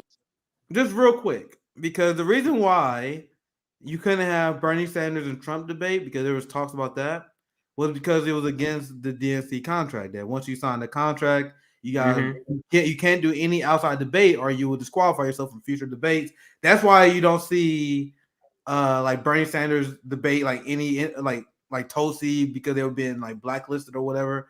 They have ways to control that. That's why you don't see a candidate going on the YouTube show debating another candidate for exposure. They control that, right? So if the DNC refuses to host debates, that contract is null and void. Because the reason why you don't do that because you don't want to be invited to future debates because you want a primary. So since they fucking canceling the primary, what's stopping Marianne Williamson and RFK Jr. from going from, let's say, breaking points? Like you going to a place we don't even agree with. RFK Jr. Marianne Williamson debate on breaking points. RFK Jr. Marianne Williamson debate on Jimmy Dore show. I prefer that out of the other one. What's stopping you guys from just doing your own shit? What are they gonna do? Oh, if you do this, we're not gonna host debate. Well, you're already not doing that. But what are they gonna do? You might that actually can help, and I know some of these bigger channels watch us, but if they could, maybe they could do it jointly, even Breaking Points with Jimmy Dore, because Breaking Points can bring Marianne Williamson, and Jimmy Dore can bring JFK. Comes on Jimmy Dore show all the time. Because you got to have some sort of mediation, you got to feel like it's fair. And they have an empty panel. If you do a live stream, have an empty panel with Biden. Like, yeah, Biden technically could have been here for this debate. Like, have the people's debate, dude. That would be dope. Right. I'm not even for that strategy, but that is definitely what they should do. 100%. Yeah, they should do that because they can still affect. Russell Brand is probably the best. Like, I saw someone. Russell Brand. No, he is. Anthony, yeah, that's I see you. That would be the best option. Like, because he's the biggest name. And he's someone that liberals and conservatives can stand because liberals still can stand him. They hate him now, but they still can stand his voice because he's a celebrity. Conservatives like him now because he's much more critical of the Democratic Party. So yeah, imagine Russell Brand on Rumble, Marianne Williamson, RFK, and technically Joe Biden debate, but we know he's not going to show. That would be That would be such a giant blow. That would be such a giant PR hit for Biden and the Democratic Party if such a thing would happen. Because then people will write stories like, why is Biden not doing these debates? Wait, why? Like that would be bad PR for Democrats. It would be bad PR for Marianne Williamson. I don't think she would want to do that because she don't want to draw a contrast between herself and RFK. She want to draw a contrast between her and Joe Biden because drawing contrast between herself and RFK means she loses. When I she loses Ukraine, COVID, keep it going. Like she loses the way he's speaking, the way he's tweeting. Like she has no chance in that debate. Can you imagine RFK Jr. and Marianne Williamson debating on COVID and on Ukraine? She will get dismantled. She'll get the fucking dismantled. That's why when Marianne Williamson called out RFK, because RFK called out the Fox News firing of Tucker Carlson in some sort of statement, and then Marianne Williamson. No, I did that segment, and he didn't praise her, but she tried to make it seem like he was praising him or something like that. That was her way of sniping at RFK. So I replied in the thread, and it I damn near ratioed her. I was like, okay, why don't you debate RFK? Why aren't they? You know what? I read your tweet on the air. Yeah. I did. I read your tweet during that segment. Yeah, I remember that. I did read your tweet. Yeah. He was like, why you put it out there? You put it out there. He's like, why don't you? And then Marianne debate? You don't need Joe Biden. You don't need them. And CJ, you want to know what's funny? Marianne Williamson supporters desperate, so they're like, no, she don't have to debate him. Don't even want this. Like they know they know she would get dismantled. Like why aren't you guys calling for this? Like RFK is destroying her in the polls. Like why aren't Marianne Williamson supporters calling on RFK, debating her? Like if I was a Marianne Williamson supporter, like remember coming from their liberal point of view, I would be like, oh my God. RFK, you are an anti-vax crank. Right. That's what your point of view is. Putin puppet crank. Marianne Williamson will expose your Putin puppetry. Like wouldn't that what they be saying that they really believe what they believe? Right? Right. TJ, go. I think she's really afraid too. I think she feels so. I think this is just all hunch. I don't have any proof. I think she feels so secure in wanting to debate Joe Biden specifically is because she knows he has taken a step back cognitively. Yeah. And that's her only way of winning any debate with anyone about politics because she is not well versed in politics. You can tell when she has these interviews and they're bringing up stuff, she'll be like, yeah. And she's like, I like both sides. How many times have you heard her say that? Yeah. I like both sides. I like both answers. I see both answers. So to that point. All right, so we can get back to the rest of this. It's about to end in about less than a minute here. Let's watch. For someone to challenge the head of the Democratic Party. Yeah. David, a lot of Democrats concerned about Joe Biden. They may not be saying it in front of the television camera, but man, get those cameras off. And they're all like, oh, are we going to make it through the next stage? What are we going to, what do you think? Is this what Democrats do best? Or as Obama team said, they're bedwetting Democrats? Well, I wouldn't want to say that's Obama's their strong suit, but we do fret things through a bit. The reality is, as Symone says, Joe Biden's going to be the candidate. Joe Biden has a great record to run on. Yeah. And Joe Biden's going to be running against somebody terrible. I don't know whether it's Donald Trump or Ron DeSantis or, never Mike get Pence. Comfortable. I'm sorry. Everyone laughed when Donald Trump went down that escalator, and it is not over with Trump. That's true. But as far as Bobby Kennedy goes, he's not going to have 18% by the time a primary rolls around. He's the Steve Bannon candidate. He's not going to have 18% because it's going to be higher. It's going to be higher when the primary rolls around. Go ahead, Nick. You want to know why I know this as well? And this is part of their propaganda campaign, but they also speaking something that's important to point out. When they say that third parties, they never have a chance to succeed. Marianne Williamson, RFK Jr., of course they're not going to win. That's them telling you. That's them saying, yeah, we know they're not going to win because we made the system unwinnable. They know the system is rigged. They know the game is rigged. Whenever people run in the Democratic Party, they are laughing at you guys. So when he say RFK is not going to hit 18%, that's like when Chuck Schumer was talking about Trump and he said the intelligence agency got 10 ways to Sunday to screw with you. So that's him saying that, hey, RFK may be doing good right now, but wait till we really start rigging this shit. Wait till the campaign really start. That's what I hear, guys. Let me know what you think in the comments. Let me know what you think. But what I hear when I see, not only are they manufacturing consent towards them losing, is them also, they are sure this is going to happen. They are sure that RFK is going to fail in this campaign because they know the system is rigged. That's why so many of these liberal people was shocked and they were smugly wrong about Trump. Because according to them, they're like, bro, no way the Republicans are going to allow this guy to win, right? If we had a Trump in our party, we would shut that shit down. So when Trump won, they was shocked. Like, oh my God, can't believe the Republican Party got a more democratic process than we do, where they allow this guy Trump to embarrass their legacy. People like the Bushes, they allow him to ruin the Rubio project, the Marco Rubio project, right? And that's my point. They're speaking from a sense of certainty as well. Certainty that this is rigged. Symone Sanders said there's not going to be a debate. There's not going to be a democratic process because trust me, I know how this shit works. Anyway, CJ, anything else you want to add? Yeah, I do. And a couple of points here. I'm going to insert same topic, but just to insert this point, the progressive narrative, Nick. The progressive narrative. What is that video we showed? I think it was the Duopoly show, the post Duopoly show. We showed Humanist Report talking about when they show Kyle Kalinske. Yeah, man, the best viable way to Green Party people. You guys are part of us. We consider you our allies. So come on aboard as Justice Democrats. This is the easiest way. There's too many traps. There's too many obstacles. The Green Party. You tell me. How is it easier to run as a progressive in a Democratic Party when they're not holding debates? You tell me how you make that make sense, Nick. You tell me how can it be rigged and viable at the same time? The very definition of being rigged means it's not viable.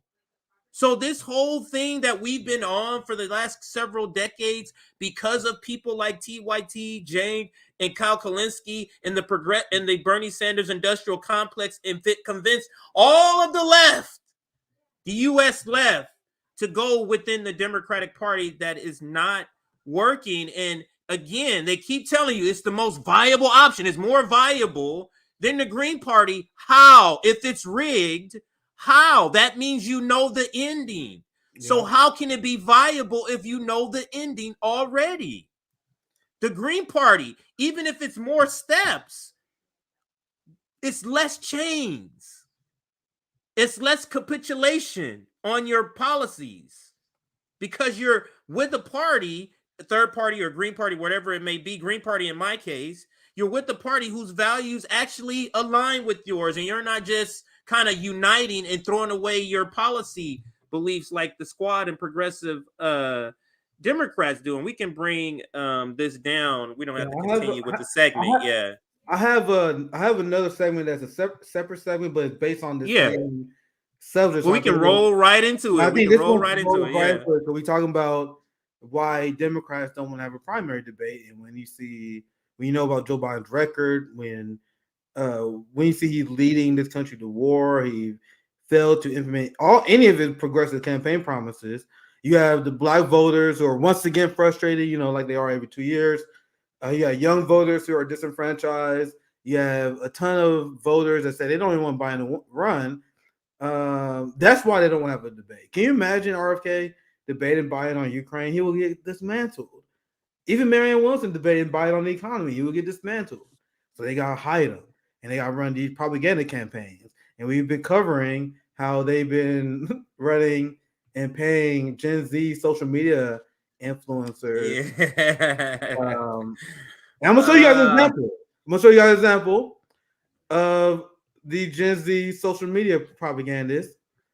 And I don't know who they focus group test these people on. I must be way more disconnected to Gen Z than I thought I was.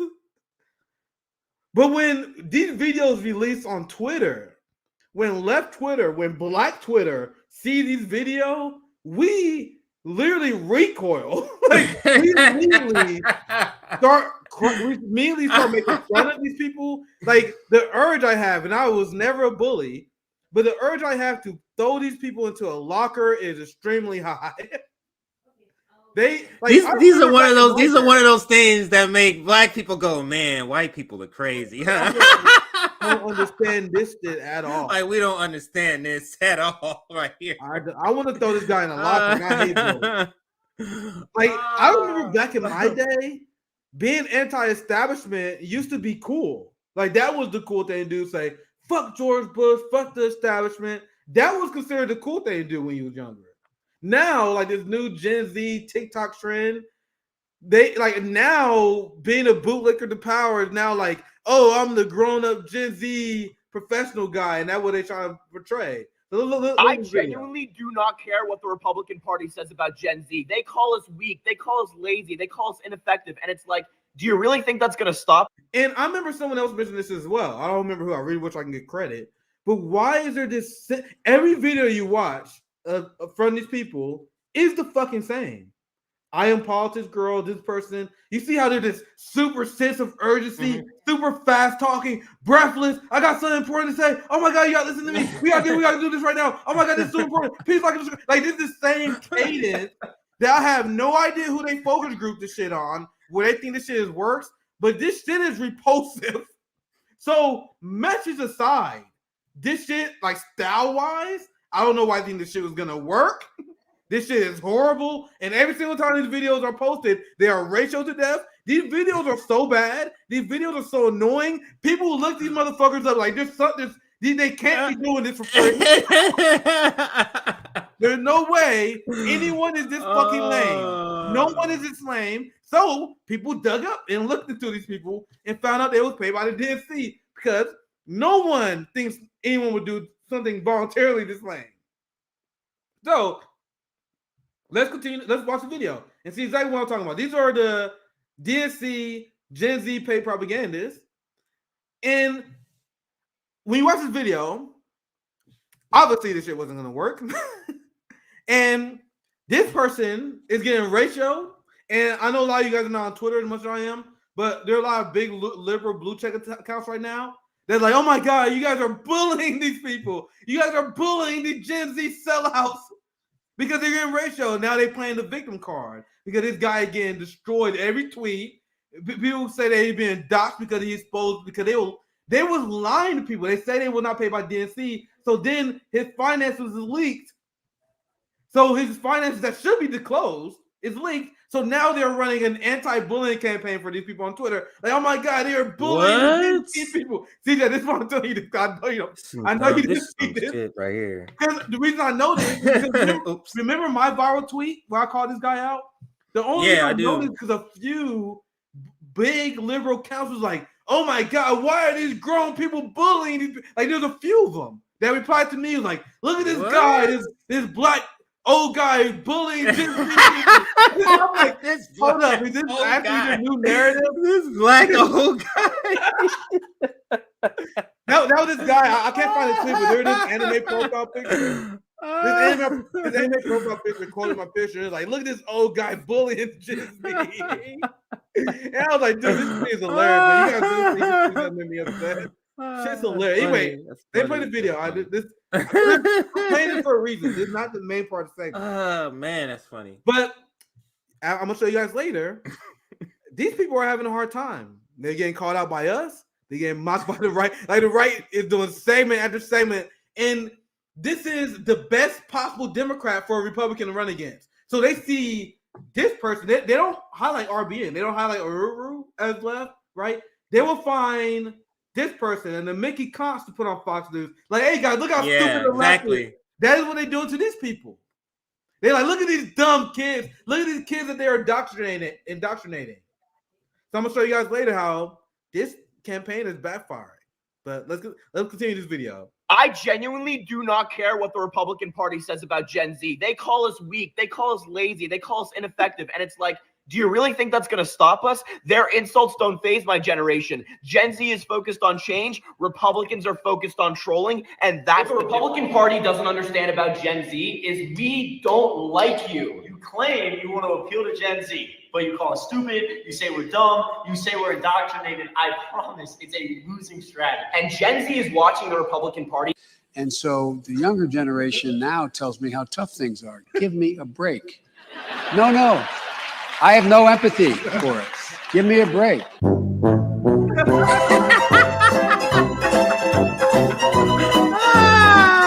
The dude dissidents do this. They did another one with this. And if you like, I'll put the banner down just for a quick second. If you see it, said this is when propaganda goes wrong. So I was showing you this video because, I want people to understand because few people misunderstood my point earlier. This is not a Gen Z mocking segment, guys. This is not at all. This is not me making fun of Gen Z. In fact, Gen Z is more likely to see through this shit than any other generation. Yeah. So guess what? Gen Z's reaction to these people has been making meme videos like this. They've been getting ratioed. They're the ones probably ratioing them. Yeah. That's why we're doing this is not an anti-Gen Z segment. Yeah, my kids would spot this and they're apolitical. They would spot this like, what? This looks lame. Like to your point earlier to Black Twitter, like this would be like, this shit look lame as fuck. Like, who is this? Like that's Black how Twitter, we would see this. Yeah. It's like Black Twitter in response to Candace Owens every day. The only people that think Candace Owens is fooling any motherfucking people are right wingers and people who don't know any Black people. Yeah. Like Candace Owens get roasted on Black Twitter all the fucking time. If you search Candace Owens, nobody's buying Black Twitter roasting her. That's how Gen Z responds. You can't show her face in no Black neighborhood. Get out of here, man. So I think we had a lot of fun on this. So I'm gonna show you guys the point here. They are getting roasted to death. They're now infamous. They have go away heat. They don't got the good heat. They don't got the heat that they want them to have. They had the heat where Gen Z, the voters that they're going after, like, hey, fuck you. You making us look bad. Don't you, Gen Z. You making us look bad. So, in response to this, a lot of these Gen Z activists is like, man, this job is not as good as we thought it was.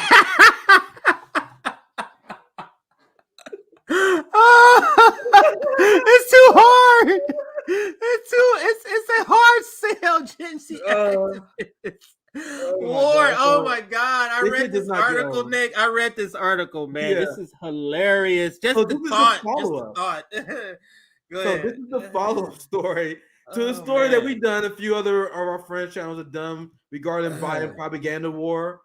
They hired these Gen Z TikTok people, and now these Gen Z activists, look, they call them Gen Z activists. So these are Gen Z activists that was hired by the Democratic Party. They are on the team of the Democratic Party because no ordinary fucking people are doing this. They are sent to rally support for the Democratic Party. And actually, it was easier last election because you can say, hey, there's Donald Trump in the White House. We got to beat Donald Trump. It's easy on that. That's just easy mode, fam. What do you do when you got to rally people to support Jim Crow Joe after he governed just like Donald Trump? What are you going to do? What snappy, trendy TikTok video are you going to make, creative sir? How are you going to pull that trick off? And they cannot. They have been struggling. There have been so many of these segments you've seen because they have been roasted online. And now back to this story. I mentioned, I said Gen Z activists that were hired by the DNC to do propaganda for them are complaining that the job is too hard. And that is essentially what they're saying in this article. Like if you look at the article, so they mention how, like, man, it's really hard to rally you guys to support. Look, here it is. Here's the quote. It's a hard sell to ourselves. It's a hard sell to us ourselves. If your own activists, the people who are supposed to be convincing other people, are wondering, are we convinced that he's doing a great job or not? So there's a level to this shit, right? So I butchered that, but what they're saying is there's some people who have no shame, like those white kids that we showed you earlier. I am Paul, this girl. They have no shame. They can do those videos and they feel fucking nothing. Then there are others who are paid to do this shit, to rally support behind the Democrat Party, that actually kind of care about the issues. They're like, man, Money is good, but I'm having a hard time selling out this hard. I'm having a hard time selling out this fucking hard. That's what they're saying. He's saying, how can I convince you guys to get on board and buy when I'm not really doing this shit? Yeah. Like this is why sort of this whole hegemony, the buck stops here. Even the new generation, white generation included, they're like, man, climate change, y'all niggas ain't doing really shit about this. No, man, no, they're shooting up the shit. Y'all ain't doing shit. Now I ain't really for the gun control shit. I'm just saying this is what Gen Z and the ruling class ain't really down. And Gen Z, like get right here, like Gen Z is going like, man, we can't really fuck with this, man. This really fucking up our reputation for anything in the future, and that's what they're finding out right now. These Gen Z TikTokers here. Yeah, I'm gonna read this. And if you guys say, why you guys say the job is hard? Why you say they are paid by the Democrat Party? They literally say it in the article here, which is hilarious to me. So they say in more than a dozen interviews with organizers from leading youth groups, one of them was March for Your Lives. They mentioned it right here.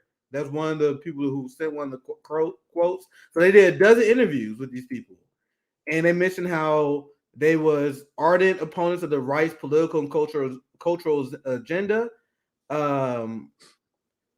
But they also determined to make leading Democrats, many of them 5 or 6 decades older, earn their support. Mm-hmm. Now, when they say that, I heard this my entire life, they are bullshitting you. These Democrat activists, they always say, well, the Democrats have to earn our support. It's a very sophisticated and very genius technique, CJ, because they say Democrats got to earn our support. Joe Biden got to earn our support 6 weeks away from the election. Hey, guys, Joe Biden, listen to us.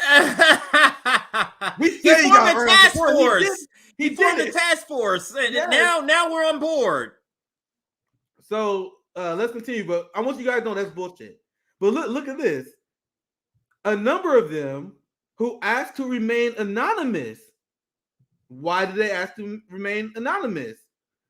To protect relationships inside the administration.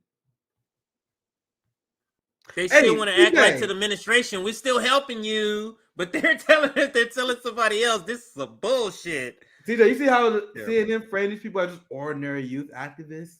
Oh, they just ordinary youth activists that don't care. Surely they don't come from the upper class. Surely they don't come from the ruling class here, the cheaper young voters. How many activists, quote unquote activists, do you know who have access to the governing administration of the United States of America? And they write these stories that, oh my God, these just random youth activists to protect relationships inside the administration. So remember the story where you had TikTok influencers that were doing Biden White House briefings. They are well connected with the White House. They're literally state actors on TikTok for the White House. So they released this story anonymously because they didn't want to say, hey, I am Bill. I'm upset with the Biden administration. I think we are struggling here. Because if they come out and say, we having a hard time defending you, the Biden administration cutting you off. You're going to be cut. Also, you're not going to get paid no more. So this is why this story is so hilarious, but it's also important. Look, these people are whistleblowers. You have Democratic Party insiders who are paid off by the Biden administration. They're saying, you guys are shit. You're making my job hard, but please don't print my name because I want to keep this damn job. I want to keep them checks coming. So no. So these are. Yeah, I saw this one. This out to the info. Always posting great stuff on the timeline. These are the pay shills, and Democrats, here it is. They're horrible at their jobs, right? They do a lot of shitty things. Although I'll vote for them all the time. Democrats, let me play it again, just in case you missed it. They're horrible at their jobs, right? They do a lot of shitty things. Although I'll vote for them all the time. I vote for them all the time. Do you guys see why? That's not a winning strategy. How is that a winning strategy? Democrats, they're horrible.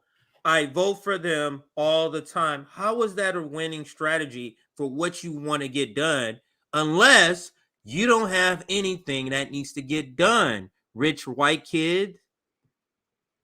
You have health care. You're not getting a police stat going upside your head. So you can live in this sort of like, I believe this, I believe that, I don't believe this, they're not really fighting for it. This is why the professional managerial class can be flexible in their beliefs. Is because they don't need none of the material things that will be gained by some of these policies. They don't need any of that. So it's just kind of like a weekend thing. It's an activity. Let's go and march. And then I can post it and get some likes. You get what I'm saying? It's not a real tangible thing they're trying to get at all. Now, I'm trying to see if I can find a video. But now you see the difference between these people who need a ton of work, who was pushed out way too soon to buy the DNC propaganda machine. They made a giant mistake here. A giant mistake. If you guys don't know in pro wrestling, before the pro wrestler is sent out to and become a big name on the big show, they usually work on development organizations. You learn how to be a wrestler.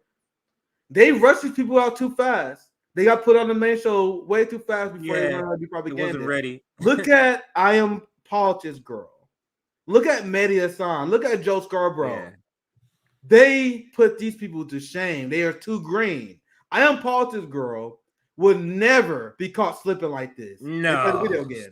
Democrats, I mean, they're horrible at their jobs, right? They do a lot of shitty things, although I'll vote for them all the time. See, now this is the kind of shit they're going to hold these people back because these clips going to follow them forever. They look like clowns. See, you got to have a clear message. Even though you sound like a clown, you got to make sure your message is clear and pristine. I Am Politics Girl and Joe Scarborough will never be caught slipping like this. They will never say something that will completely delegitimize their argument like this. You're either Gen Z for Democrat all the way in or you're not. So when you say stuff like this, it actually delegitimize your argument. And the reason why they say this is because they are caught with the internal conflict. They know they're selling out, so they give them a way out. Man, I think Democrats suck too. I'll vote for them. Now, son, you can't show any weakness in the propaganda game. They're gonna learn eventually. You can't show any weakness. You can't do that shit. If you're gonna be like Mehdi Hassan, if you're gonna smear journalists like Matt Taibbi, you gotta go all in.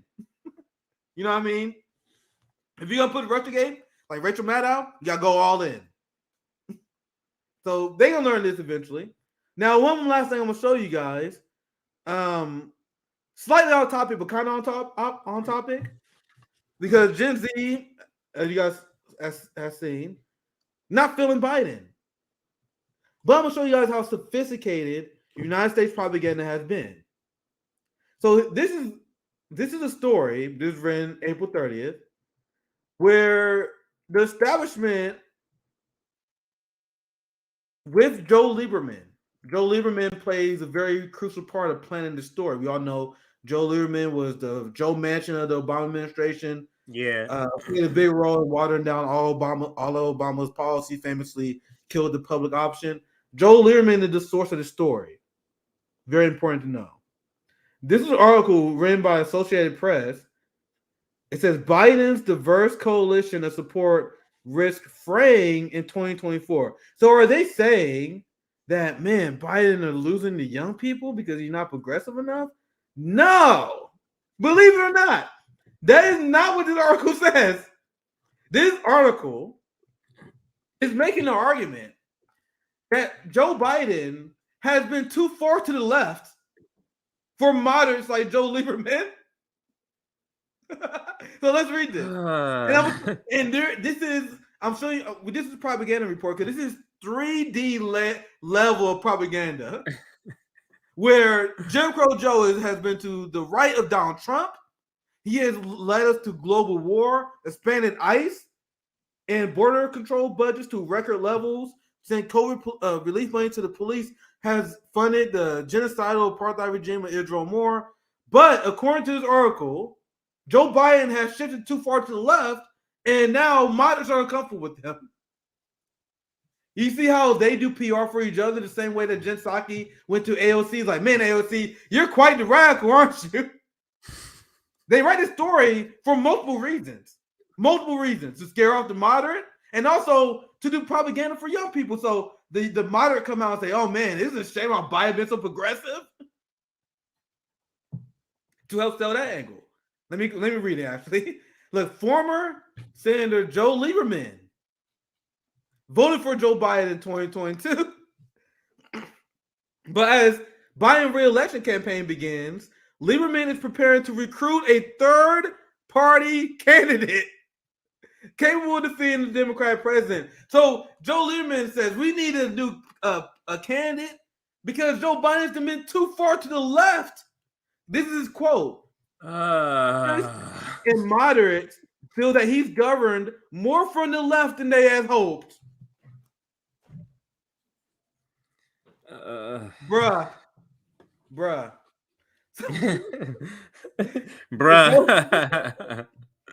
So they read the article based on Joe Lieberman's quote. He hasn't been able to be the unifier that he promised to be, which once again, strongly disagree. Like Joe Biden actually got a ton of bipartisan shit done. He got bipartisan Taiwan weapon deals approved. He got Republicans and Democrats to be on board with the Ukrainian war. They all on board with funding ICE more. They're all on board with expanding the police complex. In fact, I would say the Biden administration have been one of the most bipartisan administrations I've ever seen, which is not a good thing. You know what I mean? So I'm showing this story. It's not a long story, but I wanted to make sure this is part of this overall story because Gen Z is on one end. You have Gen Z struggling to do PR for Joe Biden because they can't convince young people he's been progressive. Meanwhile, on the boomer end of the spectrum, the liberal end of the spectrum, you have moderates complaining that Joe Biden is too far to the left. You guys see how the United States is the most propagandized country in the world? People have no idea what the Overton window in this country means. You have no idea. No idea. No idea. Of course, there's some person in Mississippi that thinks Joe Biden is an Antifa, socialist, communist, radical. I saw somebody who in their profile had them listed as right now a Marxist socialist, and right next to that it says hashtag Marianne 2024. Jesus! I'm not even joking. It's a joke, and I'm just like, how you cannot be a Marxist and support Marianne Williamson? Marianne Williamson does not even have a critique of capitalism. She says that capitalism has gone rotten. She uses this term all the time, like, man, capitalism has gone rotten, as if you can save capitalism. You can't save it. Everything that is done here is done by design. And Marx advocated for a third party based on class struggle. Like, you can't lead a Marxist organization. It's literally against the foundational code by having some millionaire white woman who's pro-imperialist. This stuff shouldn't even be explained, but I think it should be like one out the ear and out the one out, just quickly just thrown away to the side. That's how, to me, ridiculous it is. I do have sort of related headlines just to show you. I know you've heard about this story. Neera Tanden has been promoted, Nick. And in this political, Jesus fucking Christ! So we thought, we're done with Neera Tanden. We put up a stink, and they backed down. And it's like, no, we didn't. Just waiting for a spot. They're promoting her. She's gonna replace Susan Rice. This article is on Politico. You can see it's in the description box. But she's back. And what's interesting, Nick, I'm not gonna read the article, but what's interesting, Nick, the entire article. But what's interesting is that they admit that this person is gonna cause problems because she's known as pretty much a piece of crap. Yeah, and they admit that in here. I mean, they don't use the wording I'm using, but you can't talk about Neera Tanden without acknowledging how deeply unpopular she is. Yeah, and that's why in this one, the Neera Tanden thing was one of those tales early that Bernie Sanders and AOC and the squad completely sold out. I was done with them by then because Neera Tanden made her career bashing Bernie Sanders. She was one of the most unhinged. Like she posted anti-Semitic shit about him. She said Bernie is a racist, sexist, always supports racist and sexist. And then Bernie supports her for. Remember when progressives were calling out Neera Tanden for a job and that she ultimately did not get? Bernie Sanders voted for her. It was the right that stopped Neera Tanden from getting her job. They were the right-wing senators that voted against her confirmation hearing, not Bernie Sanders. It was the progressives that decided to support Neera Tanden. It was against our movement. That is when it was obvious that the Bernie wing of the party, the AOC wing of the party, is not the best among us. Remember, guys, what I say earlier in the stream. Their job is to emasculate, embarrass the left, and lose. Their job is to endorse this piece of shit, even though she smeared Bernie and her supporters as racist and sexist. Their job is to be the biggest cucks in politics, and they are, because that vote ultimately led to Neera Tanden getting the job. I have more to say, but I'll pass you, CJ. Yeah, and I'll just read this section because this is the part that was in my tweet. Still, her selection is likely to be met with trepidation from Republicans and even some Democrats who found themselves the target at times of her once combative Twitter account. Now, you're talking about high-level Bernie Sanders smear merchants. I don't know anyone, besides Peter Dow and Neera Tanden, those are two of the top smear merchants who was supposedly on the left, and that's what made it so infuriating for a lot of these so-called progressives. And I'll read this part too. The decision to elevate Tanden comes as Biden prepares a re-election campaign that rely on, in part, an effective implementation of a slate of domestic policy accomplishments spanning infrastructure, climate, and healthcare. The Domestic Policy Council under Rice had also played a central role in devising the administration strategy for replacing Title 42, the strict Trump-era border policy that's set to be lifted next week. And you can go check this article out. Like I said, the link is in the description box. I just can't believe, Nick. And it's almost like, why would administration keep wanting to bring these people? And what was the former mayor, Rahm Emanuel, They too? owe her. Why? It's because they owe them. That was what I was getting. They owe them. Go ahead to your point. Go ahead. You nailed it. They owe her a favor and they will pay it. And they are desperate to pay because they want other people to do the job that Neera Tanden has done. She has been an aggressive fighter against any progressive or left policy being part of. I think Center for American Progress. American Progress is her organization. Yeah, they've been relevant for quite some time. I haven't heard that name in a while. But the Center of American Progress, which Stacey Abrams was part of, which is why I knew she was a sellout from day one. But this is another very important point. And this story illustrates another very important Marxist critique that I want you guys to understand. And RBN is one of the only people talking about it. The fact that we live in a capitalist dictatorship. So my question to people who think that we are somehow a democracy, that we somehow are more superior than China and Russia, because people will say, oh my God, Xi Jinping been president for how long? He's been president for 12 years. Doesn't that show that's a dictatorship? Putin been president for a long time. Doesn't that show he's a dictatorship, even though this is the will of the state, right? Mm-hmm. Meanwhile, what is our mechanism to get rid of Neera Tanden through democracy? What is our mechanism to get rid of Lloyd Austin? Anthony Blinken, who's been part of our government for decades, as foreign policy advisor to Joe Biden and many others. There's no mechanism. Technically, we voted against Neera Tanden, and the will of the public was loudly against Neera Tanden when we voted against Hillary Clinton. I believe Neera Tanden was like her campaign manager or something. It's a very high campaign official. Like Neera Tanden and Hillary Clinton was the girl boss team. Like she had a very high-ranking position in the Hillary campaign. So when the voters voted against Hillary Clinton, that was us voting against Neera Tanden and her ideology. But hey, they're like, oh, well, he lost his campaign, so we send you another campaign that's going to give you a job. You guys see the problem?